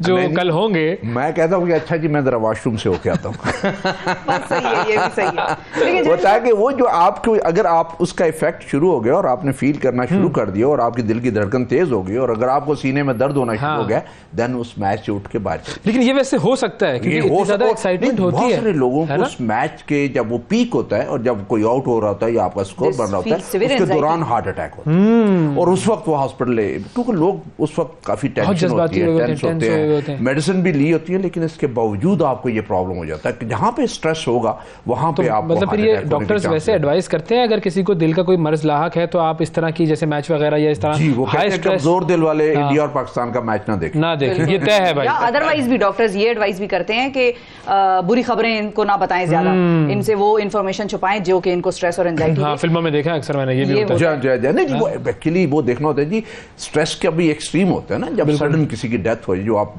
एक्सपेक्ट नहीं कर रहे होते हैं और वो आपको जब सडनली आता है या कोई ऐसा डिजास्टर आता है जिसमें आप इतनी अमवात हो जाती है और आपके लिए वो बहुत बड़ा स्ट्रेस होता है और मेंटली आप डिस्टर्ब हो जाते हैं, तो दिल रेस करना शुरू हो जाता है, दिल को किक्स पड़ती है और उसका हार्ट रेट बढ़ जाता है और आपका ब्लड प्रेशर बढ़ जाता है और उसमें आपको ये इवेंट होने के चांसेस बहुत ज्यादा होते हैं। तो ये तो सियासतदानों के लिए भी बड़ी स्ट्रेसफुल सिचुएशन है आजकल, उनको भी चाहिए कि सियासत से जरा देखिए जी, सियासत में बहुत सारे लोग, बहुत सारे ऐसे सियासतदान हैं जो उन्हें जलसों के दौरान, मीटिंग के दौरान हार्ट अटैक होते हैं, वो दबा जाते हैं और उनको हम यही बताए जाते हैं और फिर वहां पे वो बोलते नहीं या वहीं स्टेज पे कोलैप्स हो जाते हैं। देखा है, बिल्कुल ये उन्हें सिम्टम्स होते हैं, उन्हें पता चल रहा होता है कोई गड़बड़ हो रही है, लेकिन वो ऐसे बीच में उस पूरे इवेंट के बीच में होते हैं या एक्शन के बीच में होते हैं जहां पे वो छोड़ नहीं सकते, तो फिर उधर ही ये प्रॉब्लम हो जाता है। तो इसलिए बहुत सारे लोग, जब आपको पता चले कि जी कि आप जा रहे हैं और आपको सीने में कोई दबाव या घुटन महसूस हो रही है, दिल की धड़कन तेज हो रही है या आपको ठंडे पसीने आने शुरू हो गए, तो उस इवेंट को रोक देना जाए क्योंकि फिर आपको हार्ट अटैक होने के चांसेस ज्यादा होते हैं।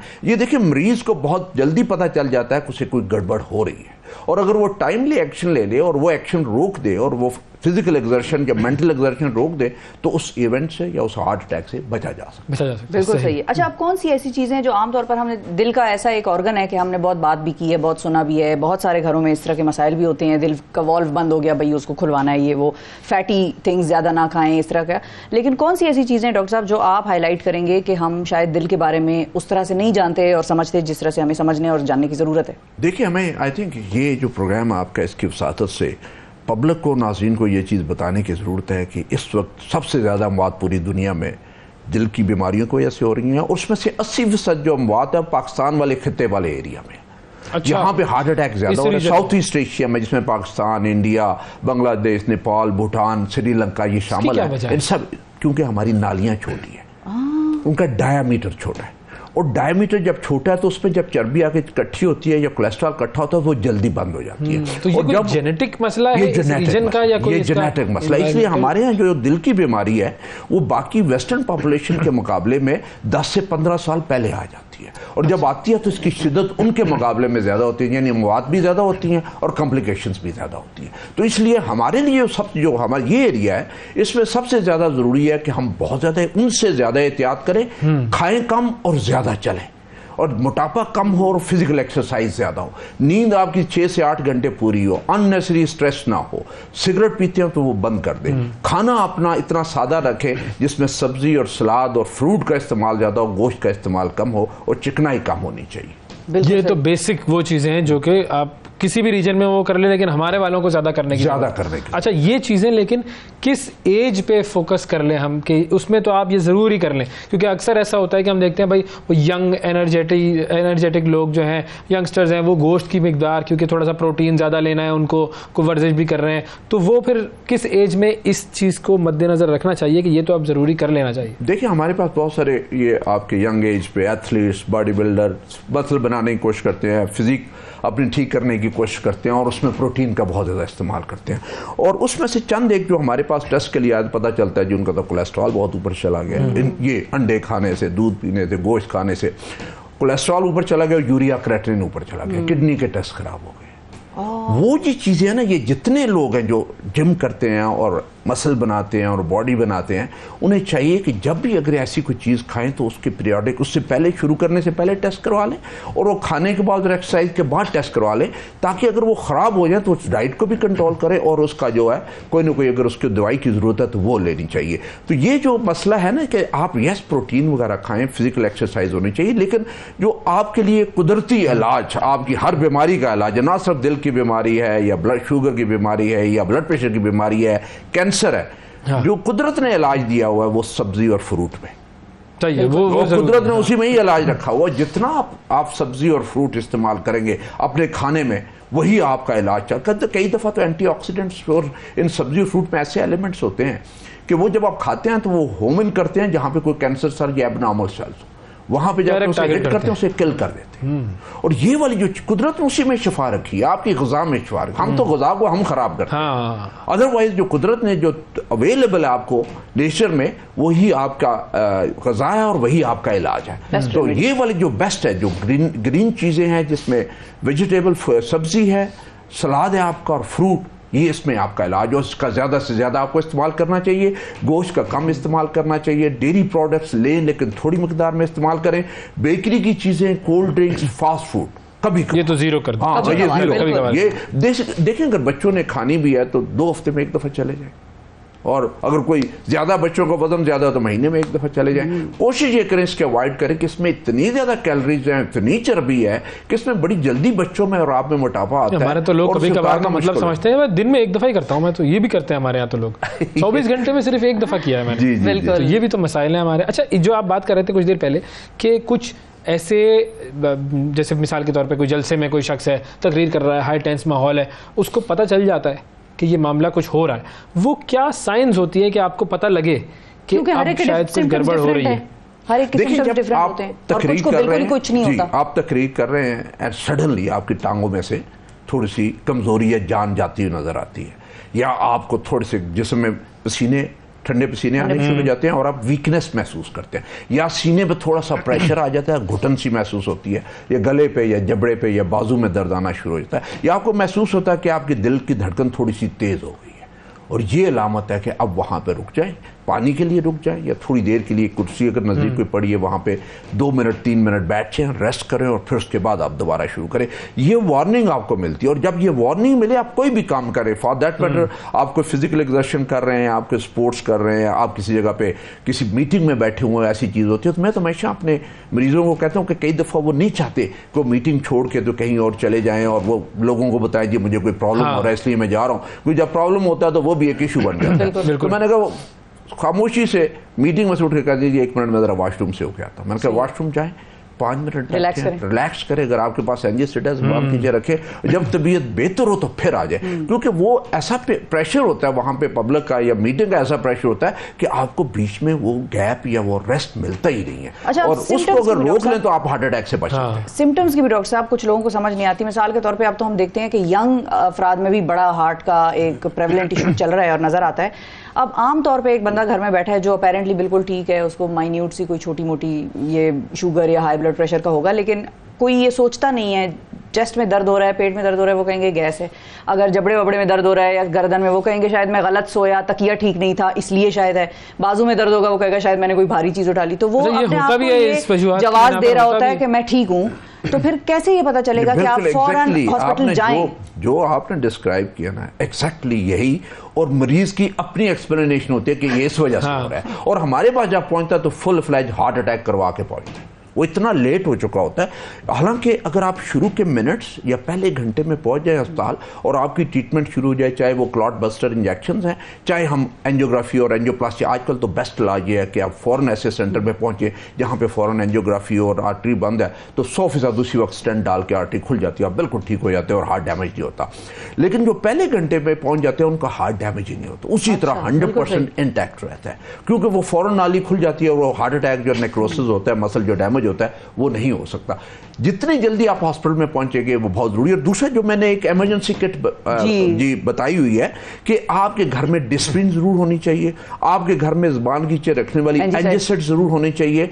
जहां आपको सीने में प्रेशर महसूस हो तो एक बैठ के, खड़े होकर नहीं लेनी, बैठ के आपने एंजिसेट ले लेनी है और एक डिस्प्रिन की गोली चबा के खा जानी है।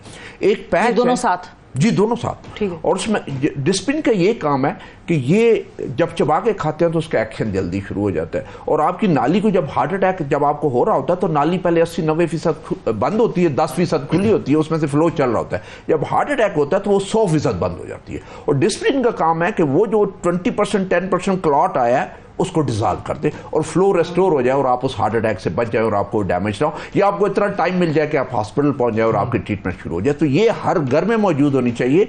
और एक पैच होता है जिसे GTN पैच वो कहते हैं, वो पैच आज से कुछ अर्सा पहले 2-3 साल हो गए हैं, पाकिस्तान में मिलना बंद हो गया, उसकी सप्लाई आनी बंद हो गई है। लेकिन वो पैच होता है आप चेस्ट पे लेफ्ट साइड पे लगा देते हैं, उसमें से मेडिसिन निकल के स्किन के थ्रू एब्जॉर्ब होके आपकी दिल की नाली खोलती है। जो ड्रिप आपको CCU में जाके लगती है हॉस्पिटल में, वो एक किस्म की ड्रिप आपको लग जाती है और वहां से ट्रीटमेंट आपका शुरू हो जाता है। और वो जो टाइम आपका घर से अस्पताल जाने में जाया होता है बगैर ट्रीटमेंट के, वो आपकी ट्रीटमेंट घर से शुरू हो गई और वो बच जाती है। वो आई थिंक जो इश्यूज हैं फार्मास्यूटिकल के और प्राइसेस के और ऊपर नीचे वाले इश्यूज जो चल रहे हैं, वो वाली चीजें उसके बंद हो गया। और विश कीजिए कि वो चीज जहां पे बननी शुरू हो जाए तो बड़ी अच्छी चीज है कि आप कहीं देहात में बैठे हुए हैं, कि हॉस्पिटल से दूर बैठे हुए हैं, कहीं ट्रैवल कर रहे हैं, हॉस्पिटल दूर है, तो ये सारी ट्रीटमेंट आपकी शुरू हो जाए और वो आपका जो टाइम है वो ट्रीटमेंट उधर ही शुरू हो जाए और आप अस्पताल पहुंचे तो आपको वो नुकसान ना हो जो कि एक फुल फ्लेज हार्ट अटैक। अच्छा, ये माइनर हार्ट अटैक और मेजर हार्ट अटैक में क्या फर्क होता है? माइनर हार्ट अटैक ये होता है जी, आपको हो रहा था,